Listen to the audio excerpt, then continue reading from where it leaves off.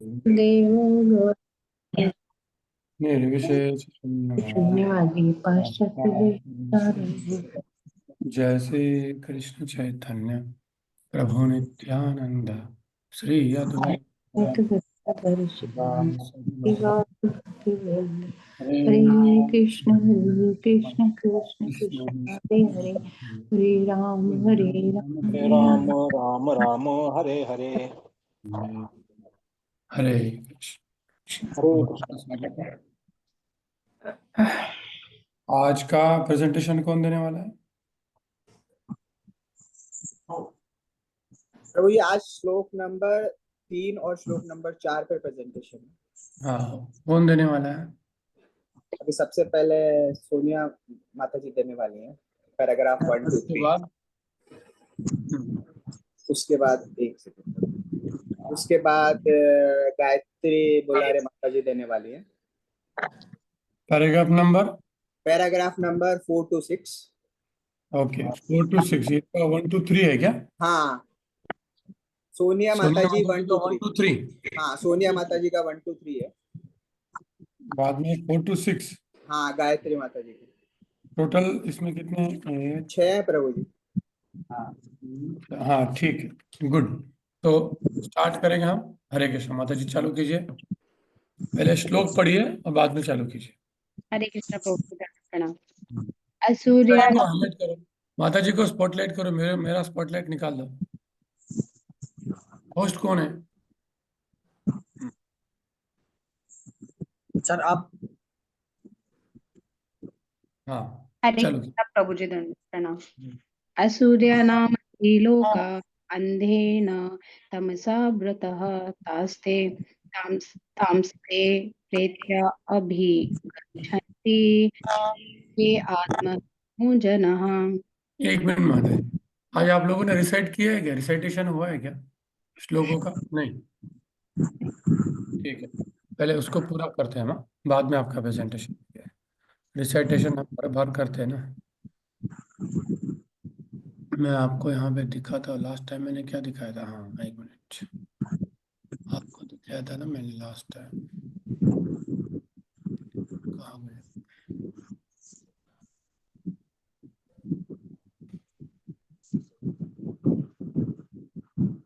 ईशोपनिषद।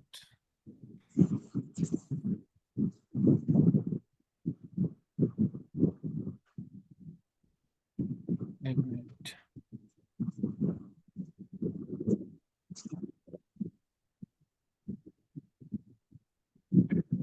दिखा रहा हूँ ना, शेयर कर रहा हूँ।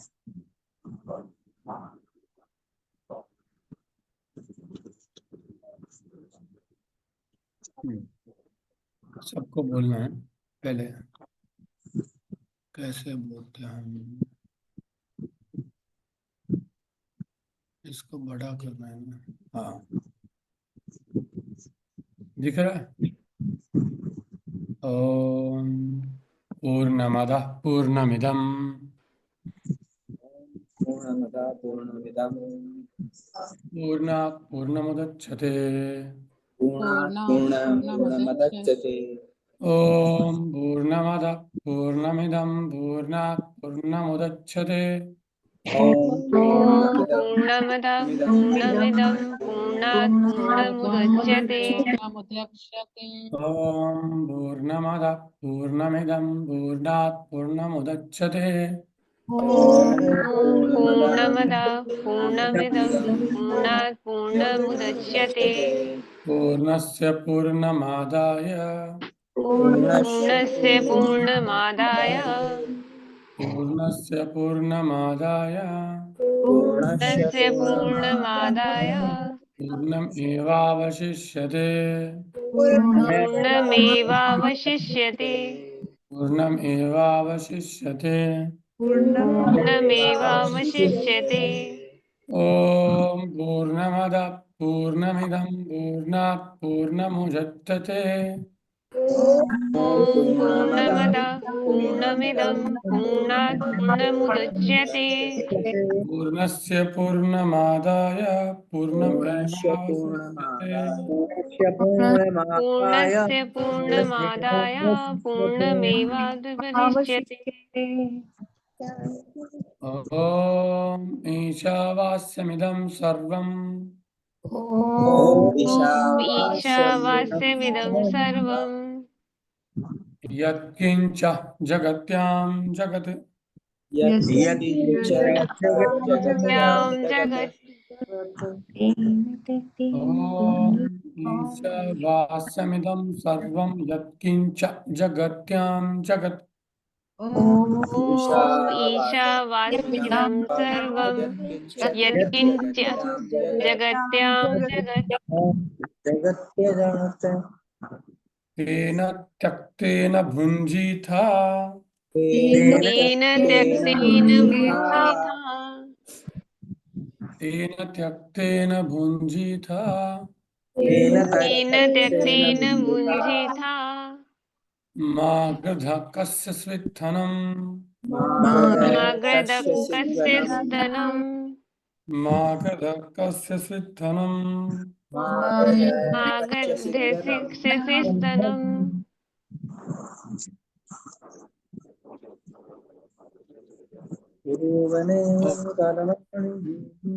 कुर्वन्नेभ्यः कर्माणि हे कर्माणि ॐ ईशावास्यमिदं ॐ ईशावास्यमिदं सर्वं वास्यमिदं सर्वं ईशावास्यमिदं सर्वं यत्किञ्च जगत्यां जगत् सर्वकिञ्चित् जगतं तेन तत्तेन भुञ्जीथा सीता मागधस्य कस्य स्तनम् मा गृधः कस्य स्वीदधनम्। प्रभु जी बाकी लोग म्यूट हो जाए तो ठीक है, बीच में आवाज नहीं समझ में आ रही है। हरे कृष्णा, बाकी लोग म्यूट हो जाए, प्रभु जी बोलने दीजिए बस।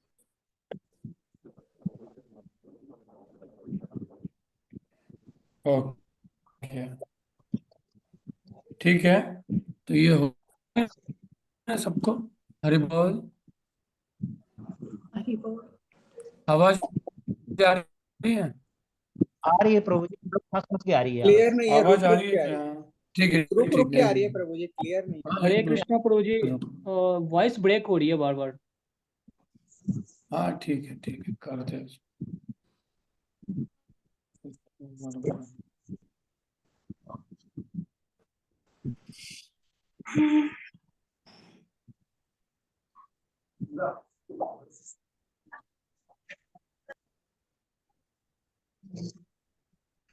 अबे एक मिनट।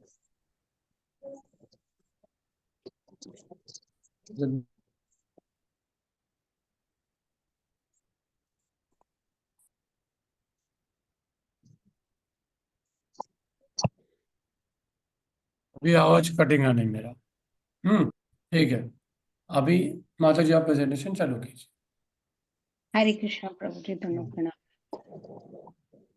असूर्यानाम ते लोका अंधेन तमसा वृतः तास्ते प्रेत्याभिगच्छन्ति ये के आत्मनो जनः। तो इसमें इस मंत्र का अर्थ था कि मतलब जो आत्मा का हनन करने वाला है, फिर चाहे वो कोई भी हो, वो उन लोगों में उसको उन लोगों में डाल दिया जाता है जो अंधकार से पूर्ण है, और उसे अश्रद्धा का जगत भी कहा जाता है। तो प्रभुपाद इसमें तात्पर्य में समझाते हैं। पहले पैरा में उन्होंने बताया कि सुर और असुर मेनली कौन है। तो उन्होंने बताया कि जो सुर वह है जो जिनका जो जानते हैं कि उनको मनुष्य जीवन पशु से भिन्न इसलिए मिला है क्योंकि उनके उत्तरदायित्व हैं, और उनका जो लक्ष्य है, उनका जो लाइफ का गोल होना चाहिए, वो विष्णु के चरण कमल होने चाहिए, और उनके अनुसार, भगवान के अनुसार ही कर्म उनको करने चाहिए। अगर ऐसा कोई व्यक्ति करता है तो वो सुर है, अगर नहीं करता है तो वो असुर है, ये चीज़। और उसको बताया भी गया है कि जो ऐसा करते हैं जो सुर, तो उनका जो पथ होता है वो बहुत सूर्य के समान, मतलब उपमा दी गई है, वो दीदीप्यमान होता है। फिर आगे प्रभुपाद बता रहे हैं कि किस तरह से जो मानव शरीर है वो बहुत मुश्किलों के बाद मिलता है, कितने लाखों योनियों के बाद ऐसे स्टेप बाय स्टेप वो उनको मिलता है, तो वो उसकी उनको वैल्यू समझ आनी चाहिए। फिर वो एक एनालॉजी दे रहे हैं कि जिस तरह से अगर ये मान कि जी ये जो संसार है वो समुद्र है और जो हमारा मनुष्य शरीर है वह नाव है, तो जो शास्त्र और हमारे आचार्य हैं वो पटुनाविक हैं। और जितनी भी हमें सुख सुविधाएँ इस मनुष्य शरीर में प्रकृति द्वारा प्रदान की जाती हैं, वह वो मंद समीर है जो हमें ये सारी ही चीज़ें हमें हेल्प करती हैं लक्ष्य तक पहुँचाने के लिए, जो है आत्म साक्षात्कार का हमें मतलब रियलाइज़ेशन करना खुद का। तो अगर नहीं करते हैं ऐसे लोग तो उसको बताया गया है कि वो अम, आत्मा का हन मतलब आत्महा बोलते हैं उसको। उसको वैसा ही व्यक्ति आत्मा का हनन करने वाला समझा जाता है और फिर ईशोस उपनिषद में उसको चेतावनी दी जाती है कि वो गहनतम अंधकार में उसको भेज दिया जाता है ऐसा। और थर्ड पैरा में ये बताया गया है कि किस तरह से हमारा जो पशु शरीर है और जो मनुष्य शरीर है उनमें जो आवश्यकताएँ हैं वो सेम हैं। लेकिन उनकी जो आवश्यकता की पूर्ति जो होती है वो बहुत निकृष्ट तरीके से होती है, लेकिन जो मनुष्य है उसको प्रकृति द्वारा ज़्यादा सुख-सुविधाएँ प्रदान की गई हैं। वो इसलिए उसकी एनालॉजी से दी गई है जैसे कि कोई सरकारी पद पे कोई क्लर्क है और जो उच्च पद पर हैं, तो जो क्लर्क होता है उसको इतनी सुविधाएँ नहीं दी जाती हैं, जितना कि उच्च पदाधिकारी को। वो इसलिए क्योंकि जो उच्च पदाधिकारी है उसके ऊपर ज़्यादा रिस्पॉन्सिबिलिटी हैं सँभालने के लिए। उसी तरह हमारे ऊपर भी उच्च उत्तरदायित्व हैं। और फिर अगेन वही चीज़ आ जाती है कि आत्म साक्षात्कार का दायित्व है हमारे ऊपर और जो हमारा लक्ष्य है वो विष्णु की चरण कमल मतलब बेसिकली भगवान से अपना कनेक्शन जोड़ना। और फिर वो बोलते हैं कि लेकिन जो व्यक्ति आजकल के आधुनिक व्यक्ति आत्म साक्षात्कार को बिल्कुल भी इम्पोर्टेंस नहीं देते, सिर्फ़ उनके लिए पेट भरना ही इम्पोर्टेंट है। उसको तो प्रकृति के द्वारा बार और मतलब क्योंकि उसको तो बस पेट भरना है बस रोज़गार के लिए, तो उसको तो और ज़्यादा फिर जब वो आत्म साक्षात की तरफ नहीं ध्यान देता, उसको निकृष्ट समझते हैं, तो उसको और ज़्यादा बेरोज़गार वाला भय बार-बार मिलता है, यानी वो उसको प्रताड़नाएँ दी जाती है प्रकृति के द्वारा। थैंक यू, हरे कृष्ण। प्रभु जी इतना ही किया था ये शुरू के 3 हाँ नहीं बराबर है, 1 2 3 आपने किया ना, हाँ जी। 1 2 3।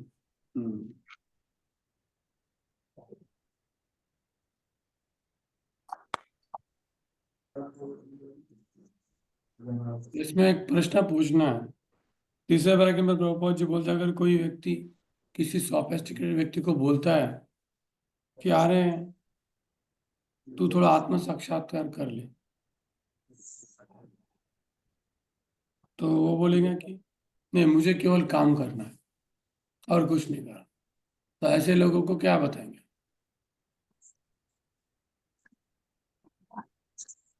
लोगों को हमें ये बताना है कि पेट तो मनुष्य भी सॉरी ये जो महाभारत में वो श्लोक आता है ना आहार निद्रा भय मैथुनम च धर्मे नहीं ना पशु भी समाना वाला। तो वो तो फिर वो पशु के समान ही है। वो 4 चीज़ें तो हम भी करते हैं, पशु भी करता है। तो हम कैसे फिर डिफरेंट हुए नहीं वो उनसे? बोलेंगे, ठीक है मेरे को पशु बनना है, कोई प्रॉब्लम नहीं। लोग बोलते नहीं human being is a rational animal, हुँ। हमको एनिमल बनना है, तो फिर क्या? तो उसको प्रकृति द्वारा प्रताड़ना ही मिलेंगी, बहुत ज़्यादा दुःख उसको त्रिताप बहुत ज़्यादा वो मिलने वाले हैं। बराबर है। मतलब वो क्या बोलेंगे कि हमें एंजॉय करना है, हमें हमें आपको जो फिलोसफी हमको मतलब नहीं, हम एंजॉय कर रहे हैं, हम एंजॉय करते जाएंगे, आपकी फिलोसफी हमें क्यों, डराने की फिलोसफी हमको नहीं चाहिए। तो व्हाट हम क्या बोलेंगे? अभी जो आपने बोला ना कि प्रकृति के द्वारा उनको प्रताड़ना मिलेगी, वो व्यक्ति ऐसा नहीं बोल सकते कि I will keep enjoying, no, you will be force to die. आपको मृत्यु आएगा, आप बूढ़े हो जाओगे, आपको रोग हो जाएगा। तो इसलिए आप ये जो आपकी फिलोसॉफी है ये काम की नहीं है कि मुझे क्या फर्क पड़ता, फर्क पड़ेगा आपके ऊपर ये फोर्स किया जाए, ये हमें उसको उत्तर देना। और किसी को कोई प्रश्न है, माता जी को क्वेश्चन पूछना तो पूछे, जो हमारे डिवोटीज है उनको जो भी प्रश्न आड़ा टेढ़ा पूछना है पूछ लो, काउंटर आर्ग्यूमेंट, डिमांड का बोले, डिमांड रोल डिमांड। किसी को प्रश्न है? आपने सुना है कि नहीं? इसका तो इस इसलिए वाले जिसका मंत्र एज का 15 है, कंक्लूजन क्या है, निष्कर्ष क्या है? इस वाले जो मंत्र आपने किया है इसका मतलब कंक्लूजन क्या आता है माता जी लास्ट बताइए में? कंफ्यूजन क्या बताइए। इसका कंक्लूजन यही है कि जो हमें ये मानव शरीर मिला है, इस अपॉर्चुनिटी को हमें अच्छे से मतलब अच्छा प्रयोग करना चाहिए इसका, क्योंकि नहीं तो हम इस अपने मनुष्य शरीर का प्रयोग नहीं करेंगे उच्च उत्तरदायित्व को अचीव करने के लिए, मतलब जैसे बताया गया आत्म साक्षात्कार के लिए, तो हमें वो ढकेल दिया जाएगा अंधकार लोकों में, जहाँ हद से ज्यादा दुख है, जैसे इसमें लिखा हुआ था कि वो अ, अज्ञान से पूर्ण है और दुख भोगने के लिए उनको मजबूर कर दिया जाएगा। माता जी, इसका सॉल्यूशन क्या है? अच्छा, ये ओके, उसका सॉल्यूशन यही है कि जो हम कृष्णा कॉन्शियस प्रैक्टिस कर रहे हैं वो करें, और अपने सीनियर्स और जो आचार्य हैं उनको फॉलो करें, जो उन्होंने टीचिंग्स दी उनको अपनी लाइफ में उतारें, और वो जो जो अभी हम कर रहे हैं बेसिकली वही है, धीरे धीरे फिर हम आगे बढ़ेंगे।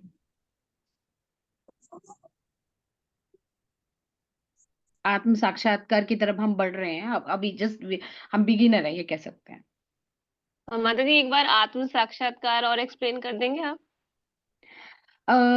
जितना मुझे मतलब समझ आया अब तक वो यही कि मतलब हम कौन हैं, आत्मा, हम we are not the body, we are soul, और हमारा भगवान से क्या संबंध है, हम भगवान के ही अंश हैं। ये आत्म साक्षात्कार है, अपना खुद को जान लेना कि हम कौन है, we are not the body, we are the soul. पहला तो यही साक्षात्कार अपना है। धन्यवाद माता जी। हरे कृष्णा। हरे कृष्णा, दंडवत प्रणाम माता जी। हरे कृष्णा प्रभु जी, धन्यवाद जी प्रणाम। माता जी, मेरा एक प्रश्न है कि अगर हम पैसा कमाने के लिए काम नहीं करेंगे तो फिर अपने पेट की जो शुदा है उसको कैसे शांत करेंगे? हाँ, तो वो तो आश्रम इसीलिए है, स्टूडेंट ब्रह्मचर्य में स्टूडेंट लाइफ होती है। अगर कोई गृहस्थ में मनी कमा रहा है तो वो कोई प्रॉब्लम नहीं है, लेकिन ये इम्पोर्टेंट है कि वो सिर्फ सेंस ग्रेटिफिकेशन के लिए कमा रहा है, या भगवान भी उसके सेंटर में है, कितना तो परसेंट वो अपने भगवान की उसमें लगाता है। एक होता है ना कि अपनी बेसिक नेसेसिटी पूरी करना, और एक होता है कि बस अब ये और करना है, ये और करना है, डिजायर बढ़ती जाती है, तो फिर वो पैसा कमाने का ही जुनून दिमाग में रहता है। तो पैसा कमाने में कोई प्रॉब्लम नहीं है, वो हम कमा सकते हैं, लेकिन हमारा भाव क्या है, हम माया को संतुष्ट करने के लिए कमा रहे हैं, मतलब खुद की इंद्रिय तृप्ति के लिए, या भगवान की सेवा में हम कितना उस देंगे, कितना हम भगवान ने जो हमारा परिवार दिया है उसको हम जो फैसिलिटी प्रोवाइड कराएंगे, जिससे कि एक शांत वातावरण में, मतलब किस चीज की ना कमी होते हुए बेसिक नेसेसिटी के साथ वो भी भक्ति में आगे बढ़ सके, ऐसे। तो माता जी, 50 साल के बाद तो गृहस्थियों को भी वानप्रस्थ में जाना चाहिए, तो फिर वो आश्रम चले जाएंगे 50 ईयर्स, आफ्टर 50 ईयर्स। हाँ जी। नहीं, एक्चुअली प्रभुपाद बोलते हैं ना, टाइम प्लेस एंड सर्कमटेंसेस, है ना। तो ऐसा नहीं है कि अभी हमें वन में जाना है, ऐसा नहीं है। हम घर को भी वानप्रस्थ वाला आश्रम बना सकते हैं, ऐसा कि बेसिकली वानप्रस्थ का मतलब है कि अपनी जो रिस्पॉन्सिबिलिटीज हैं उससे धीरे धीरे डिटैच होना, अपने बच्चों को दे देना, और ज्यादा टाइम जो हम गृहस्थ में उतना नहीं दे पाते, उससे ज्यादा जितना हमने गृहस्थ आश्रम में दिया उससे ज्यादा अब हम भगवान को दें टाइम। वो एक्चुअल में वानप्रस्थ है, नॉट जस्ट कि जाना, बेसिकली डिटैच होना अपनी रिस्पॉन्सिबिलिटी से। तो माता जी, अगर जिसके संतान नहीं है तो वो डिटैच कैसे हो सकता है? उसको तो सारी उम्र कमाना पड़ेगा। बच्चा 50 के बाद भी, 70 के बाद भी अगर वानप्रस्थ को भी चलाना है, अगर घर में रहना है और घर को चलाना भी है, तो वो फिर 100 साल तक कमाता जाएगा जब तक उसकी आयु है। हाँ, तो जैसे आपने कहा उसके बच्चे नहीं है, ठीक है, तो यानी उसकी नेसेसिटी ज्यादा होगी नहीं, राइट, रोटी कपड़ा और मकान ही होगी, तो इतना तो उसने 50 साल तक कमा लिया होगा ना, कि वो एटलीस्ट वो करे। और वैसे भी ना हमें ये सोचना चाहिए कि कुछ तो मतलब सेविंग उसने की होगी, और दूसरा हम ये सोचते हैं कि हमारे कमाने से या हम जो धन ला रहे हैं उससे हमारी गृहस्थी चल रही है, या हम मेंटेन कर रहे हैं खुद को, लेकिन ऐसा नहीं है। भगवान चींटी से लेके हाथी तक सबको वो प्रोवाइड कराता है, तो वो सब मैनेज हो जाता है, उतनी सेविंग इंसान करता है कि बेसिक नेसेसिटी पूरी हो जाए, और वो बाय साइड थोड़ा थोड़ा कर सकता है, वही चीज ना, जितना वो गृहस्थ आश्रम में जितना समय वो दे रहा था मनी को कलेक्ट करने के लिए, अभी वो थोड़ा टाइम दे, और बाकी टाइम भगवान की जितनी भी सेवा वो मैक्स कर सकते हैं, वो जो मतलब मुझे ऐसे समझ है। मतलब वैसे मतलब कमाना चाहिए कुछ ना कुछ तो, मतलब है ना, अगर उसको जरूरत है तो वो कमाएगा, मतलब गृहस्थी में भी, वानप्रस्थ में भी, अगर हाँ, उसका कोई एग्जैक्टली भाव जरूरत है। ज्यादा जरूरी है कि एक्स्ट्रा सिर्फ डिजायर्स पूरी करने के लिए कमा रहे हैं, ये बेसिक नेसेसिटी के लिए कमा रहे हैं, ये ज्यादा इंपॉर्टेंट है। मतलब आप कह रहे हैं बेसिक नेसेसिटी पूरी करने के लिए हम पूरी लाइफ भी कमाएं तो उसके लिए ठीक रहेगा। जो मुझे समझ आया है, जो मतलब मेरे को अभी तक समझ है, उसके अकॉर्डिंग कोई प्रॉब्लम नहीं है। बट डिपेंड करता है कि आप, और फिर वही बात आ जाती है ना कि कब तक मतलब इतना तो होता ही है ना कि भगवान वो प्रोवाइड करा ही देते हैं, भगवान इस सिचुएशन ऐसी बना देते हैं कि हाँ हमारा वो चलता रहेगा, और लेकिन हम ज्यादा से ज्यादा टाइम अपना वानप्रस्थ में देंगे। कुछ मतलब लोग माता जी throughout the life hand to mouth ही रहते हैं, जितना कमाते हैं उतना ही खाते हैं, तो वो तो सेविंग कैसे कर पाएंगे फिर, मतलब उनको तो कमाते रहना पड़ेगा ना फिर। नहीं, तो उनको सोचना चाहिए ना, यही तो चीज है ना, हमारा समय इतना इम्पोर्टेंट है ना कि हम वो ये अब ये सोच के हम उस समय को बिता नहीं सकते कि अभी खूब अच्छे से मनी कमाते रहे और खूब खर्च करते रहे, ये भी गलत है ना। भगवान के लिए खर्च करो, तो इस तरह से मेंटेन करो कि अपना ज्यादा टाइम आप भगवान को दे सको। हाँ, एक मिनट, अच्छा आर्ग्यूमेंट हो रहा है। महाप्रभु अच्छा, महाभाव प्रभु अच्छा से उनको आंसर पता है ये फिर भी सही है। तो देखो, ये भौतिक जगत में कभी भी आपका तुष्टि नहीं होने में। जी प्रभु। हम टॉयलेट में जाते हैं उसके लिए, वहाँ पे सेटिस्फाई होने के लिए जाते ही नहीं, वहाँ से निकलना ही रहता है। कोई पहले ही निकल सकता है, जो बुद्धिमान होते हैं वो गृहस्थ आश्रम में जाता भी नहीं है ना। तुरंत वो ब्रह्मचर्य से वान सन्यासी ले लेता है। जी लेकिन प्रभु। इसलिए तो हमारे लिए वानप ये जो वर्णाश्रम सिस्टम क्यों है, क्योंकि हम नहीं कर सकते। एक्सेप्ट करो ना, क्यों झूठ मूठ का काम क्यों करना है। कृष्ण भगवान ने अर्जुन को ही बोला, तू झूठ मूठ का ब्राह्मण बनने का प्रयास क्यों कर रहा है, तू नहीं कर सकता है। तू तेरा काम कर, मेरे लिए कर। इस मंत्र में वही बताया है कि you can not do like that, you can take संन्यास। So yes, therefore what you have to do, यहाँ पे क्या लिखा है मंत्र 3 में, मंत्र 2 में बोला था कि कैसे हमें काम करना चाहिए भगवान के लिए। मंत्र 3 में क्या दिया है, अगर वैसे काम नहीं करेंगे तो क्या हो, कैसे काम नहीं करेंगे, ईर्ष्यावास्य में धर्म संग। आपको काम करना ही है, आप ऐसा नहीं बोल सकते मैं कर नहीं पाऊंगा, है ना। तो इसलिए आपको ऐसा काम नहीं करने से रिजल्ट क्या आ रहा है, वो नरक में जा रहा है। वो इस श्लोक में समझाया जा रहा है। अभी रहे आप 50 साल तक काम करो या 100 साल तक काम करो, काम आप 35 ईयर में भी काम खत्म करके भगवान का नाम ले सकते हो, 30 ईयर में भी करके भगवान का नाम ले सकते हो। डिपेंड करता है आपकी नीड क्या है, आपका लेवल क्या है। जो ब्राह्मणिकल होता है, जैसे सुदामा है, वो तो स्टार्टिंग से ही काम नहीं किया, स्टार्टिंग से हरे राम हरे कृष्ण किया और कुछ किया ही नहीं, क्योंकि उसके ऊपर भगवान में भरोसा था। कुछ लोगों को उतना कैपेसिटी नहीं। ठीक है, 40 साल तक काम करो, बैंक सेविंग करो, बच्चा है या नहीं है, बैंक सेविंग करो, और फाइनली भगवान तो है ना। भगवान के सिवा तो कुछ हो ही नहीं सकता। ऐसे कितने लोग हैं जिनकी बच्ची नहीं है, वो जी भी रहे, अभी भी जी रहे। ठीक है, आगे। अच्छा, अभी राजीव प्रभु आपका क्या प्रश्न है, पूछिए। हरे कृष्ण दंडवत प्रणाम। तो जी आपने कहा अभी एक नहीं, मुझे नहीं, माता जी को प्रश्न पूछ रहे, कि मुझे माता जी को पूछे। नहीं आपसे प्रश्न पूछना, क्योंकि आपने एक बात कही थी उसी के बारे में पूछना था आपसे। हाँ, आपने कहा कि संन्यास से संन्यास आश्रम बेहतर है गृहस्थ के मुकाबले। जो ज्यादा समझदार होता है वो विवाह करता ही नहीं। हाँ, राइट। सो हाँ, अगर मैं शुरू से भगवान के जो भगवान ने अध्याय 9 स्कंद 3 भागवतम में ब्रह्मा जी ने जो स्तुति करी और भगवान ने जो उनका आंसर दिया था, जब भगवान ने उनके संशय को दूर किया, तो भगवान ने कहा मेरे लिए प्रकृति का निर्माण करो। और ब्रह्मा जी ने सबसे पहले 4 कुमारों को जन्म दिया। चारों कुमार बोले हम तो ब्रह्मचर्य का पालन करेंगे। ब्रह्मा जी कहते, उस टाइम पे बताया कि ब्रह्मा जी खुद गुस्सा हो गए तो रुद्र का अवतार हुआ। फिर नारद जी हुए, नारद जी ब्रह्मचार्य में चले गए। फिर ब्रह्मा जी ने अपने और मानस पुत्रों को जन्म दिया, जिसमें से मनु महाराज प्रथम है, जिन्होंने विवाह किया, मनु महाराज शत्रुपा का।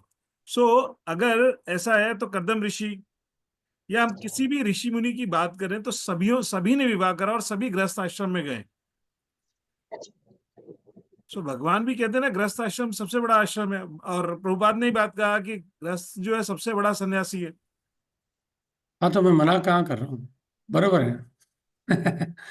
लेकिन फिर बाद में उसको वानप्रस्थ क्यों लेना है। ठीक है, अगर गृहस्थ आश्रम में आपका गोल है, तो वानप्रस्थ और संन्यास में क्यों जा रहे हो, जाने नहीं चाहिए ना उसने। उसी आश्रम में रहना चाहिए ना, रहना चाहिए कि नहीं? नहीं प्रभु जी, वो तो एक स्टेज है ना, हर स्टेप बाय नहीं नहीं स्टेप, नहीं, जैसे वही बता रहे हैं, वर्णाश्रम स्टेप और बाय आपने स्टेप। बताया। नहीं नहीं, एक मिनट एक मिनट, फाइनली फिर संन्यास क्यों लेना है? गृहस्थ आश्रम को फाइनल स्टेज क्यों नहीं किया? क्यों नहीं किया? वही वर्णाश्रम है। जैसे सुखदेव गोस्वामी जब आए थे, सब लोग खड़े क्यों हो गए थे? हुए कि नहीं खड़े? व्यास देव भगवान के अवतार होके खड़े हो गए। तो इसलिए तो हमें नहीं समझना है कि हम कौन है। अरे भगवान ने अर्जुन को भी बोला मैरिज को, अर्जुन भी उस लेवल पे नहीं। इसलिए अभी तो मैं जस्ट ये बता रहा हूँ कि सन्यास हो या गृहस्थ, वो श्रेष्ठ केवल भक्ति है। डुप्लीकेट गिरी नहीं करना। क्या नहीं करना? डुप्लीकेट गिरी। चैतन्य महाप्रभु पतित पावन है, कपट पावन नहीं। पर धर्मो भयावह, हमें सोचने नहीं उसके बारे में। व्यास देव नहीं बोल रहे कि मेरे को अभी सुखदेव जैसा बनना, नहीं बोले मेरे को नहीं करना है। भगवान ने मुझे स्पेसिफिक सेवा दिया, मुझे करना है। राइट। भगवान ने मुझे जो स्पेसिफिक, और इन वन सेंस में गोलोक वृंदावन में कोई सन्यास नहीं, कोई आश्रम नहीं, कुछ नहीं। एक ही चीज के जीवेर स्वरूप है कृष्ण नित्य दास। है ना, उस लेवल पे। जैसे श्रीवास ठाकुर है, अभी जैसे अर्जुन है, अर्जुन क्या ग्रस्त है, अर्जुन क्या सन्यास क्षत्रिय है, वो भगवान के भक्त है। क्या है वो? लेकिन उनको रोल करना पड़ रहा है। यदि यद आचरति श्रेष्ठ तत्त देवेतरो जनः। अर्जुन क्षत्रिय लग रहा है आपको? नहीं, अनन्य भक्त है। इससे तो भगवान ने भगवद गीता अर्जुन को बताया, दुर्वासमुनि को नहीं बोला है। किसको बोला? अर्जुन। इससे भक्ति सर्वश्रेष्ठ है। क्या सर्वश्रेष्ठ है? भक्ति।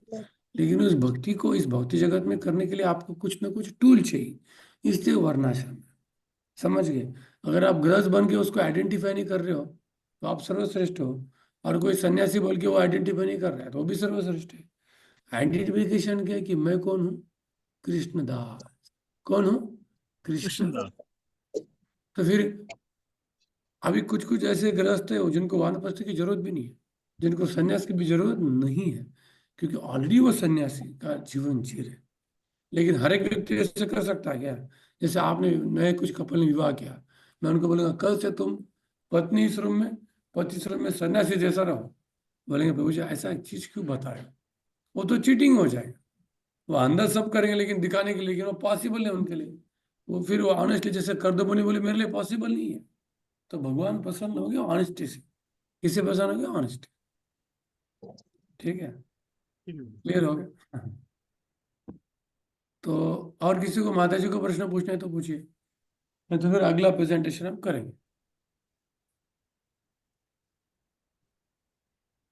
अगला प्रेजेंटेशन कौन है? गायत्री माता जी। हरे कृष्ण। रेडी है? ठीक है। अरे ये जो उनको अभी हाईलाइट करना पड़ेगा ना, होस्ट कौन बनाया पता नहीं। इंदु माता जी कौन है? इंदु 16 नंबर कौन है क्या? 16 नंबर गायब हो गया, वो गलती से होस्ट बन गया क्योंकि मेरा नेटवर्क चला गया था। है 16 नंबर? हरि बोल। है माता प्रभु जी जी। आप ना, मुझे होस्ट कीजिए। आपको पता है होस्ट कैसे बनाना है? दूसरे को नहीं पता। ठीक है, आप तब तक चालू कीजिए, गायत्री मंत्र चालू कीजिए। हरे कृष्ण। दंडवत प्रणाम। हरे बोल। मंत्र 3। आसूर्य नाम ते लोका अंधेन तमसावृताः तांस प्रत्याभिगच्छन्ति एके चात्महनो जनाः। इस मंत्र में आसूर्य नामते लोका, इसका अर्थ है कि असुरों के नाम से प्रसिद्ध वह लोक, यानी कि उसे ग्रह कहा गया है। अंधे न तमसावृता, मतलब कि अज्ञान से और अंधकार से ढके हुए लोग इस लोक में मृत्यु के बाद जाते हैं। उसे अभिगच्छन्ति कहते हैं, मतलब उसमें प्रवेश कर लेते हैं। और इसमें आत्महन जनः का मतलब होता है कि जो लोग आत्म का हना करते हैं वो लोग मृत्यु के बाद ऐसे आसुर्य लोक में जाते हैं। इस मंत्र के तात्पर्य में श्रील प्रभुपाद जी ने समझाया है कि कैसे दैवी प्रकार के लोग और आसुरी प्रकार के लोग होते हैं। पहला फर्स्ट आता है कि दैवी प्रकार के व्यक्ति वो होते हैं जो जिम्मेदारियों को जानकर काम करते हैं, मानव जीवन का असली लक्ष्य को पहचाने हुए लोग होते हैं। उन्हें सुर कहा जाता है। वो व्यक्ति बहुत लंबे समय तक बहुत दूर की सोचकर आनंद में जीते हैं, मतलब कि ऐसे व्यक्ति भगवान को केंद्र बिंदु समझकर भगवान की सेवा में लगे रहते हैं, भक्ति में रहकर और उनके यह भी सोच रहता है कि मानव जीवन दुर्लभ है और भगवान को केंद्र में रखकर कर्म करते हैं। ऐसे व्यक्ति ईशावास्य को भी अच्छी तरह से समझे हुए रहते हैं। और दूसरे आते हैं कि आसुरी प्रकार के व्यक्ति। जो आसुरी प्रकार के व्यक्ति होते हैं वो मानव जीवन का लक्ष्य को नहीं समझते। वो केवल और केवल इंद्रिय तृप्ति यानी कि भौतिक इच्छाओं के पीछे ही लगे रहते हैं। और ऐसे लोगों के बारे में भगवत गीता में भगवान कहते हैं कि जिनका ज्ञान माया द्वारा हर लिए गया हो, वो आसुरी प्रवृत्ति के होते हैं और वो मेरी शरण में नहीं आते। ऐसे लोग आत्म साक्षात्कार के लिए कुछ भी प्रयास नहीं करते। हमें मत सिखाओ या फिर हमें ऐसे ज्ञान की बातें मत बताओ, ऐसे बोलने वाले ये लोग होते हैं। और इसमें और एक पॉइंट आता है आत्महन जनः। इसका अर्थ यह है कि ऐसे लोग केवल भौतिक मनोकामना की पूर्ति करते रहते हैं, अर्थात आत्मज्ञान का विकास नहीं करते, आत्मा से संबंध नहीं जोड़ते और भौतिक कार्य के लिए आत्मा को मार डालते हैं, हम ऐसे कह सकते हैं। और ये लोगों को हम तमोगुणी भी कह सकते हैं। अगर हमें आत्महनन नहीं करना है तो हमें क्या करना चाहिए? तो हमें आध्यात्मिक गुरु को स्वीकारना चाहिए, उनके शरण में जाना चाहिए और हमें नित्य भागवत सेवया करना चाहिए और शास्त्रों को पढ़ना चाहिए। ना कि हमें आत्महनन करके हमें इस भौतिक संसार में ही नहीं भटकना चाहिए। और इस मंत्र के चौथे पैराग्राफ में हमें यह शरीर गधे और कुत्ते की तरह कठोर श्रम करने के लिए नहीं मिला है, बल्कि जीवन की सर्वोच्च सिद्धि यानी कि आत्म साक्षात्कार करने के लिए मिला है। अगर हम आत्म साक्षात्कार या भक्ति के भावना में नहीं रहते तो हमें गधे की तरह काम करने वाले जगह में जाकर काम करना पड़ता है। उस जगह को पृथ्वी का आसुरी लोक कहा गया है, क्योंकि मतलब ऐसे जगह पर कोई भी सुविधा नहीं रहती है, वहां बहुत ही हमें कष्ट करना पड़ता है। इसका वर्णन इस मंत्र में किया गया है। जो लोग आत्म साक्षात्कार या का परवाह नहीं करते, उन लोगों को ज्यादा कष्ट सहने वाले जगह पर जाके काम करना पड़ता है। एग्जाम्पल के लिए हम इसे ऐसे मतलब किसी बहुत ही केमिकल वाली जो फैक्ट्रियाज रहती है वहां पे लोगों को जाके काम करना पड़ता है, या फिर ऐसे मतलब दूर किसी शहर में जाके, समझो कि दुबई जैसे शहर में जाके कुछ लोग मजदूरी करते हैं, उनका मतलब वो काम करना ही पड़ता है उनको, वो काम उनको वो छोड़ नहीं सकते, क्योंकि वो पेट पालने के लिए उनको वो काम करना ही पड़ता है। और फिफ्थ पैराग्राफ में प्रभुपाद जी कहते हैं कि अगर कोई व्यक्ति आत्म साक्षात्कार के मार्ग पर यानी कि भक्ति के मार्ग पर चलता है तो उसको क्या सुविधाएं मिलती है। तो उसमें बताया गया है कि पहली बात तो उनको यह है कि जो आत्म साक्षात्कार के लिए उनको ज्यादा संघर्ष नहीं करना पड़ता है। व्यक्ति को मतलब अगर वो आत्म साक्षात्कार के मार्ग पर चलते हैं तो वो भगवत धाम पहुंच जाते हैं। अगर वो व्यक्ति आत्म साक्षात्कार के से पतन हो जाते हैं तो उनका कोई नुकसान भी नहीं है, उसे सूची प्राप्त हो जाती है। सूची का अर्थ है कि ब्राह्मण, उसका अगला जन्म किसी ब्राह्मण या वैष्णव या फिर धनी परिवार में होता है। इससे उसे और ज्यादा सुविधाएं मिलती है जो कि वो भगवान की भक्ति और आत्मा साक्षात्कार को कर सके। इसके बारे में भगवान ने भगवत गीता में कहा गया है, मतलब जिनका भक्ति जहां से छूट जाती है वो फिर अगले जन्म में उनकी भक्ति वहीं से ही शुरू हो जाती है। और फिर आता है सिक्स्थ पैराग्राफ में श्रील प्रभुपाद जी कहते हैं कि तुम्हें तो भगवान भगवत भक्ति मिली है और आत्म साक्षात्कार का मार्ग मिला है, तो हमें अच्छे से भक्ति करनी है, ना कि केवल इस भौतिक संसार में ही डूबा रहना है। आत्म साक्षात्कार के लिए सर्वोच्च जीवन ही मनुष्य जीवन है। हरे कृष्ण। किसी का कोई प्रश्न है? प्रभु जी, आत्मा का हनन क्या है? आत्मा को तो भगवान जी ने सेकंड चैप्टर में भगवत गीता में पहले से ही मतलब समझाया कि उसका ना मतलब अंत होता है, ना जन्म होता है, ना मृत्यु होती है। और तो उसे मतलब हनन का क्या हो रहा है? वो तो एक शरीर से दूसरे शरीर में जा ही रही है, तो हनन क्या है ये? बताइए, उसको सुख माता जी और दुख बताइए। क्या मिल रहा है? हाँ बताइए। तो माता जी आत्मा का हनन यह है कि हम सिर्फ हमारे भौतिक इच्छा के लिए, मतलब बॉडी के लिए हम सब प्रयास करते हैं, आत्मा के लिए हम नहीं करते। मतलब हमने कुछ तो भी न्यू सामान हम जो खरीद लेते हैं, तो जैसे कि हमने नया ड्रेस लिया तो हमारे वो शरीर के लिए हम लेते हैं, लेकिन आत्मा के लिए नहीं है। हम कपड़ा कैसे भी कपड़े पहने, आत्मा को कोई सुख नहीं मिलने वाला है। अगर हम एक माला जप करेंगे या फिर हम अच्छे से तुलसी की आरती करेंगे तो हमारा आत्मा मतलब खुश हो जाता है, अंदर से हमें बहुत ही खुशी मिलती है। जैसे कि हम भगवान की सेवा करते हैं या फिर भगवान के विग्रह को हम देखते हैं तो हमें मतलब अंदर से खुशी मिलती है। अगर हम ऐसे ऐसे माता मैंने जी समझा। रीजन क्या है, हम खुश क्यों हो रहे हैं, मतलब अंदर से खुशी क्यों क्यों मिल रही है, रीजन क्या है, ये जानना चाह रही हूँ। आत्मा को मतलब क्यों खुशी हो रही है, हमने कपड़ा लिया नया तो हमें हमारे शरीर पे आ गया तो हम देख के अपने आप को खुश हो रहे हैं, है ना, लेकिन आत्मा को क्या खुशी मिल रही है, हम अगर भगवत गीता भागवतम पढ़ रहे हैं तो क्यों खुशी मिल रही है उसे? क्योंकि हमें तब हमें ज्ञान प्राप्ति होता है माता जी।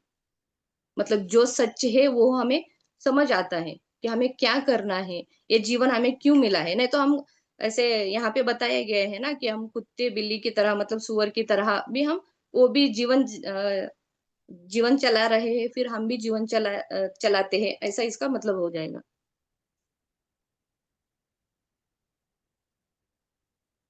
अच्छा ट्राई अ, किया, बहुत अच्छा ट्राई किया। और किसी का कोई प्रश्न है? महाप्रभु, जी हरे महामहाप्रभु। कृष्णा।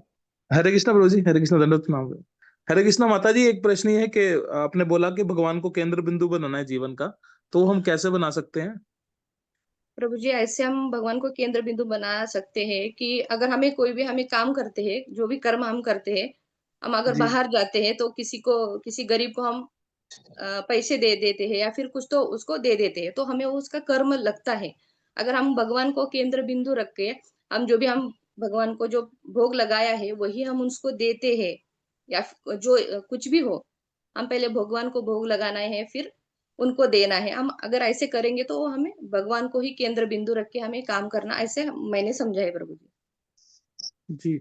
तो मतलब अगर हम सारा दिन तो वैसे माता जी खुद के लिए ही काम करते हैं, क्योंकि सुबह उठते हैं, हम अपने ऑफिस जाते हैं, जॉब पे जाते हैं, तो वो हम केंद्र बिंदु तो हम खुद ही हुए ना, तो मतलब भगवान को कैसे उसमें एडिट करेंगे, ऐड कैसे करेंगे उसमें?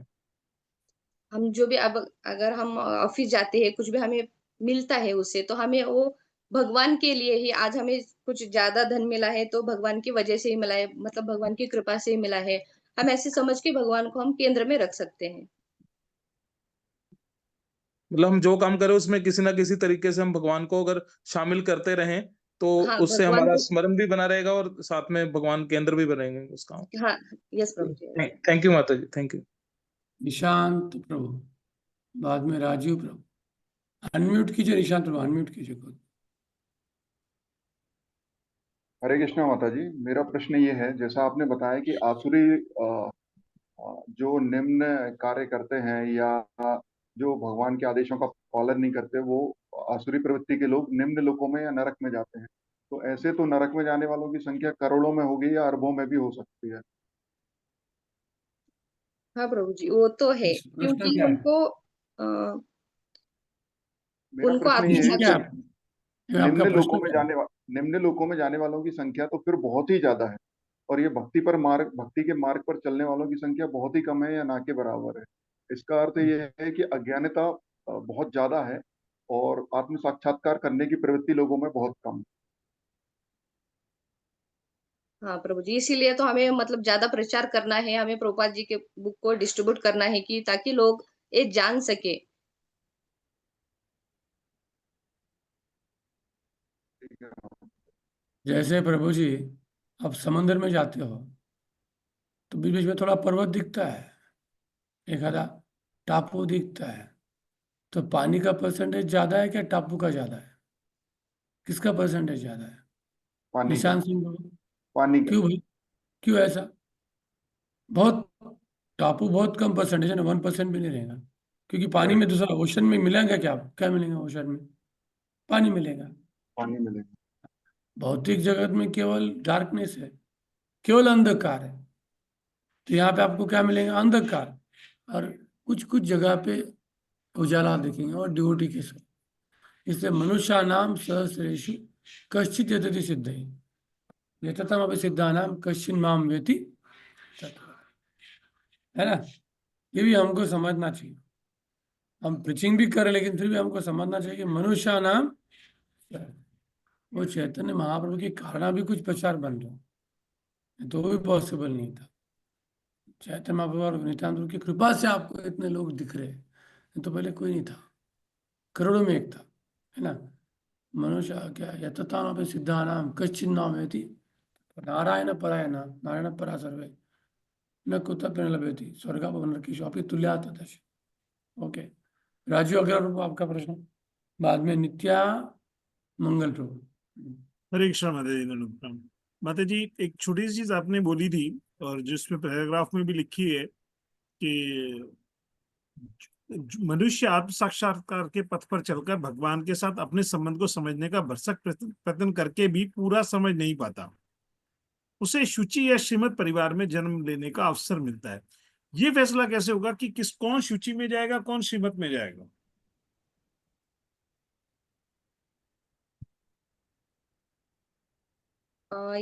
मैंने तो भगवत गीता में एक श्लोक में पढ़ा था प्रभु जी, जी। तो इसके बारे में मुझे थोड़ा सा समझ आया तो मैंने बताया। इसका उत्तर मैं बोलती हूँ कि प्रभु जी आप ही बताना। और जिसको बोलने बोलने दो ना, मैं सुनने वाला हूँ।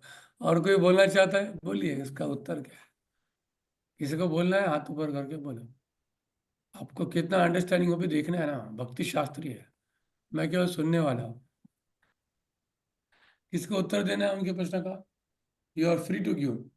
प्रभु हाथ जी एक ऊपर। बार प्रभु जी प्रश्न यहाँ पे जो लिखा हुआ है उसके हिसाब से बताऊं क्या मैं? नहीं, जो आपको आपने अब तक सुना है बताओ। जो यहाँ लिखा है उसके हिसाब से बता सकती हूँ कि इसमें लिखा है कि सूची का मतलब ये है कि जो उन्नत ब्राह्मण होते हैं, मतलब जिनको सारी चीजों का ज्ञान है। और श्रीमत का मतलब बता रहे हैं वैश्य, मतलब कि जो व्यापारी जाति के सूचक हैं। ऐसे ऐसी जगह पे हमें फिर जन्म मिलता है, जो हम लोग जो काम करके जाएंगे वो हमें इस उनका जगह पे प्रश्न क्या जन्म है, मिलेगा। उनका प्रश्न ये है कि किसको सूची नाम में और मिलेगा, इन किसको दोनों को उन्नत माना गया है। नहीं। प्रश्न क्या है कि कुछ लोगों को किसको सूची नाम के घर में मिलेगा, किसको श्रीमतम के नाम है, ये डिसाइड कौन करता है, ये उनका प्रश्न। कर्म, हमारे कर्म राइट। भगवान हाँ, तो डिसाइड उनका करते हैं। कर्म भगवान भी छोड़ देते हैं हमें, हमारे कर्मों के हिसाब से मिलता है। नहीं, बरोबर है। कौन से कर्मों से सूची नाम के घर में मिलेगा, यहाँ पे कर्म का प्रश्न ही नहीं आ रहा है। प्रश्न क्या आ रहा है, जो भगवदगीता का श्लोक है, स्वल्पमप्यस्य धर्मस्य त्रायते महतो भयात्। जो लोग थोड़ा भी इस योग मार्ग में आते हैं, अगर उनका योग मार्ग पूरा नहीं भी हुआ तो उनको एटलीस्ट मृत्यु के बाद श्रीमताम के घर में या सुचिनाम के घर में जन्म मिलता है। बरोबर है गायत्री माता जी, आपको बोलना था ना। हाँ हाँ, तो प्रभु जी। प्रश्न क्या है उनका कि किसको श्रीमताम के घर में मिलेगा, किसको सुचिनाम में मिलेगा, ऐसा प्रश्न है ना। जी प्रभु जी। तो और कोई आंसर देना चाहता है या प्रश्न को काटना चाहता है? लॉजिक, एंटी लॉजिक, उत्तर प्रति उत्तर, क्वेश्चन भी गलत हो सकता है, वो भी काट प्रभु सकते जी हैं। मैं प्रभु जी हरे कृष्णा, मैं प्रयास हाँ, करना चाहती हूँ प्रभु जी, एक बार हरे कृष्णा। हाँ, बोलिए। जी प्रभु जी, मुझे ज्ञान तो नहीं है लेकिन जितना समझा उसके हिसाब से, जैसे कि जो अध्यात्म या स्वाध्याय या जैसे ज्ञान का ज्यादा प्रचार करने या उसका करने में ज्यादा रहते हैं, उनको ब्राह्मण परिवार में जन्म मिल सकता है। और जो आर्थिक रूप से ज्यादा मतलब दान करते हैं या सहयोग करते हैं या प्रचार करते हैं, उनको श्रीमत या धनाढ़ परिवार में जन्म मिल सकता है, जो बाद में पतित हो गए। तो मतलब ये अगर प्रभु जी हो सकता है ऑप्शन तो। एक्चुअली बराबर बोला आप लोग। देखिए, भगवत गीता में बोला है सूचनाम त्रिमताम ये योगो भ्रष्टो भी जायते, तो उसमें दो श्लोक आते हैं, अथवा योगिनापि कुले धीमताम। तो जिस व्यक्ति ने जस्ट थोड़ा स्टार्ट किया है और उसका सडनली माइंड डिवेट हो गया, तो उसको पहले तो स्वर्ग में जाना पड़ेगा, बहुत सालों तक वहाँ पे वो एंजॉय करेगा, और उसके बाद में फिर वो आइदर कोई भी परिवार में जन्म ले सकता है। ऐसा फिक्स नहीं कि सूचनाम इसको श्रीमताम इसमें, ये कर्मों का नियम कोई पहचान नहीं सकता, वो केवल भगवान को ही पता है, हम में से कोई डिसाइड नहीं कर सकता। ऐसा नहीं कि जो ब्राह्मण परिवार में जन्म मतलब भगवान का भक्त ही होगा, और जो वैश्य में जन्म मतलब वो बिजनेसमैन, ऐसा कुछ नहीं। उस परिवार में उनको संस्कार किसने दिया है उसके ऊपर डिपेंड करता है। तो भगवान ऐसा देखते हैं कि इस व्यक्ति का अगला आध्यात्मिक जीवन कैसे आगे जाएगा, बरोबर हर एक व्यक्ति के लिए भगवान का यूनिक प्रोग्राम होता है। कोई भी एक यूनिक डुप्लीकेट केस होता नहीं। हर एक आत्मा को आगे कैसे लेके जाना है केवल भगवान ही जान सकते और कोई जाने नहीं। ये हो गया पहला केस। अभी जिस व्यक्ति ने बहुत सालों तक प्रैक्टिस किया है, बाद में उसका डिविजन हो जाता है, तो वो तो स्वर्ग में भी जाता नहीं है ना धनंड में, वो तो डायरेक्ट भक्तों के घर में जाता है। डायरेक्ट भक्त, जहाँ पे स्टार्टिंग से ही हरिनाम कृष्ण महामंत्र का जप है, श्रीमद् भागवतम में प्रसादी खा रहा है, उसको और मेहनत करना नहीं पड़ता। ये भगवत गीता में ही दिया हुआ है। क्लियर हो गया सबको? राजीव प्रभु। जी प्रभु जी। बट एक छोटी सी चीज, फिर वहीं के वहीं क्वेश्चन वहीं आ जाता है क्या? कि ब्राह्मण का मतलब द्विज की बात होती है यहाँ पे या भक्त की बात होती है? क्योंकि हाँ, ब्राह्मण तो द्विज भी है। डिपेंड करता है। अभी जैसे कोई व्यक्ति एक्सक्लूसिवली चैंटिंग कर रहा है भगवान का नाम, भक्ति योग चालू किया है उसने, उसको मतलब ब्राह्मण मतलब फिर वो डिवोशन में जाएगा। लेकिन कोई ब्राह्मण व्यक्ति जन्म है, अच्छे से उसका वर्णाश्रम कर रहा है, योग मार्ग कर रहा है, तो उसको एक्चुअली उसका कर्मा डिसाइड करता है, भगवान इंटरफेयर नहीं करते। लेकिन यहाँ पे जब योग बोला तो भक्ति योग कंपलसरी होता है। ज्ञानी को भी उसका साधना प्राप्त करने के लिए क्या चाहिए? भक्ति चाहिए। उसको बोलते हैं भक्ति मिश्रित ज्ञान योग, भक्ति मिश्रित कर्म योग। प्योर कर्म, प्योर भक्ति योग नहीं हो, भक्ति मिश्रित कर्म योग है। इवन कर्म योग के लिए भी भक्ति चाहिए। इवन ज्ञान योग के लिए भी क्या चाहिए? भक्ति चाहिए। तो अब जहाँ भी जब डिस्कशन हो रहा है, जब कृष्ण बोल रहे हैं, तो ये एक्चुअली भक्ति योग का, भक्ति योग लेकिन ये उन लोगों को भी लागू हो सकता है। जैसे कोई भक्ति मिश्रित ज्ञान योग कर रहा है और उसका पतन हो जाता है, तो वापस उसको ऐसे कुल में जन्म मिलेगा जहां से उसका भक्ति मिश्रित ज्ञान योग चालू रहेगा। और वो हो सकता है किसी वैश्य परिवार हो सकता है या ब्राह्मण परिवार हो सकता है, दोनों हो सकते हैं, है ना। अभी देखा जाए तो जैसे मैं मलेशिया में कोलालंपुर में था, तो वहाँ पे सबसे बड़ा मोबाइल का जो कंपनी था, टेलीकॉम का सबसे बड़ा कंपनी, उसका लड़का सडनली बुद्धिस्ट मॉन्क बन गया। जो पूरे मलेशिया में अमीर था, उसका लड़का क्या बन गया? Buddhist monk. मतलब पिछले जन्म में कोई योगी रहेगा वो, क्योंकि अभी इतना पैसा होने के बाद उसको देखने कमाने का टेंशन ही नहीं उसको, है ना। जो व्यक्ति को कमाने का टेंशन है वो कब उसके बारे में सोचे? इसके पास इतना है कि उसको बस नफरत है, वो डायरेक्ट ज्वाइन करे। तो ऐसा नहीं कि वो केवल ब्राह्मण में ही ज्वाइन करे, ऐसा कुछ नहीं। उस आत्मा का क्या लेवल था, तो ये केवल भगवान ही डिसाइड कर सकते हैं उसको कहाँ पे। इसलिए हर एक आत्मा की यूनिक सिचुएशन भगवान क्रिएट करते हैं, इसलिए वो तो भगवान है। उनका उनका कंपैरिजन कोई कर नहीं सकता। भगवान भगवान ही है, ठीक है। बट कई जगह प्रभु जी एक छोटा सा प्रश्न और भी आता है बीच में, बट भगवान ने सृष्टि के लिए कुछ नियम बनाए हैं, हाँ और हम सब के लिए भी वो नियम को पालन करना जरूरी है। हाँ। सो जो, और भगवान ये कहते भी हैं कि मैं प्रकृति के नियमों में दखलंदाजी नहीं करता। सो जो आपने बात कही कि भगवान ही सब चीजों का डिसाइड करेंगे, तो उन्होंने अगर हर चीज को उन्होंने डिसाइड करना, then that what is the meaning of that rules? तो वही तो बता रहा हूँ मैं, जिन लोगों ने डायरेक्ट भगवान की शरण की है ना, तो वो रूल भगवान देंगे, लेकिन उनके सैंक्शन की सेवा नहीं दे सकते। ओके, उनका सैंक्शन लगेगा, उनका भगवान देखेंगे रूल भाई। एप्लीकेबल नहीं होगा। भगवान इसलिए तो बोला सर्वधर्मान परित्यज, क्यों बोला उन्होंने? सर्वधर्मान परित्यज मामेकम शरणम व्रज आम तोम सर्व पापेभ्यो मोक्षयिष्यामि मा शुचः। ऐसा किसने बोला है क्या? केवल कृष्ण ने बोला है। किसने बोला है? कृष्ण ने बोला। तो उनको भी कर्म नहीं मिल सकता। भगवान बोलेंगे ये कर्म उसकी भक्ति के लिए अनुकूल, इसको दे दो, ये मत दो, नहीं देंगे वो, नहीं देंगे वो। मैंने खुद ऑब्जर्व किया है कि जब कोई भगवान की शरण लेता है, तो उसके ऊपर जो बड़ी बड़ी डिफिकल्टी आने वाली थी ना, वो जीरो, बहुत छोटी बन जाती, बहुत छोटी बन जाती। लोगों के जो एस्ट्रोलॉजिकल कैलकुलेशन गलत हो जाते जब आप चैंटिंग करना चालू करते। एक बेंगलोर में ज्योतिषी था, मैंने सुना था, जब कोई इस्कॉन का ड्यूटी उसके पास जाता था, तो बोलेंगे देखो तुम्हारा ज्योतिष अभी ये है, लेकिन 4 दिन के बाद बदल जाएगा, क्योंकि आप कृष्ण की भक्ति कर रहे हो, तो ज्योतिष कभी बदल सकता है, इसलिए मैं कुछ बोल नहीं सकता। हरे कृष्ण कृष्ण कृष्ण हरे राम राम राम।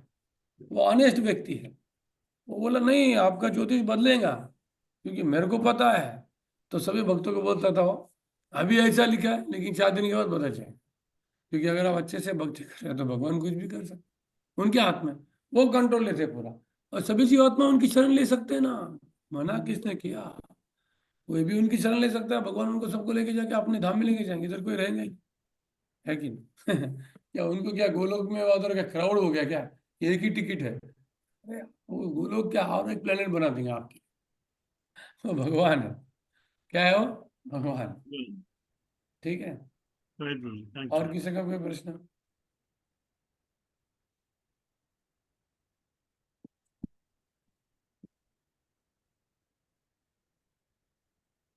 तो आज 2 ही प्रेजेंटेशन था क्या, या 4 था? 4 था प्रभु जी। हाँ, तो ये हो गया एक श्लोक का। तो मंत्रा 3 का मैं वापस आपको नटशेल में बताता हूँ। मंत्रा 1 में क्या बताया? ईशावास्यम। सब कुछ वापस रिवीजन क्यों दे रहा था कि हमारा माइंड ठिकाने पर है। ये तो कहाँ खो गए हम। तो पहले मंत्र में क्या बोला? ईशावास्यम प्रिंसिपल, हर चीज भगवान की है, और इसलिए हमें क्या करना चाहिए? जो भगवान में हमें कोटा दिया है, भगवान की इच्छा क्या है वैसे हमको करना। ये हो गया मेन, हमारे पूरे बुक में यही सबसे इंपॉर्टेंट थ्रेड है, धागा है, जिसके ऊपर सभी मनी है। ये धागा निकल गया तो सभी मनी टूट जाएंगे। तो सबको धागा समझ गए, ये हो गया धागा। दूसरे श्लोक में क्या बोला है कि ठीक है बाबा, ये प्रिंसिपल तो है, लेकिन अभी मुझे काम भी करना है। तो इसलिए भगवान बोलते ठीक है, आप काम करो।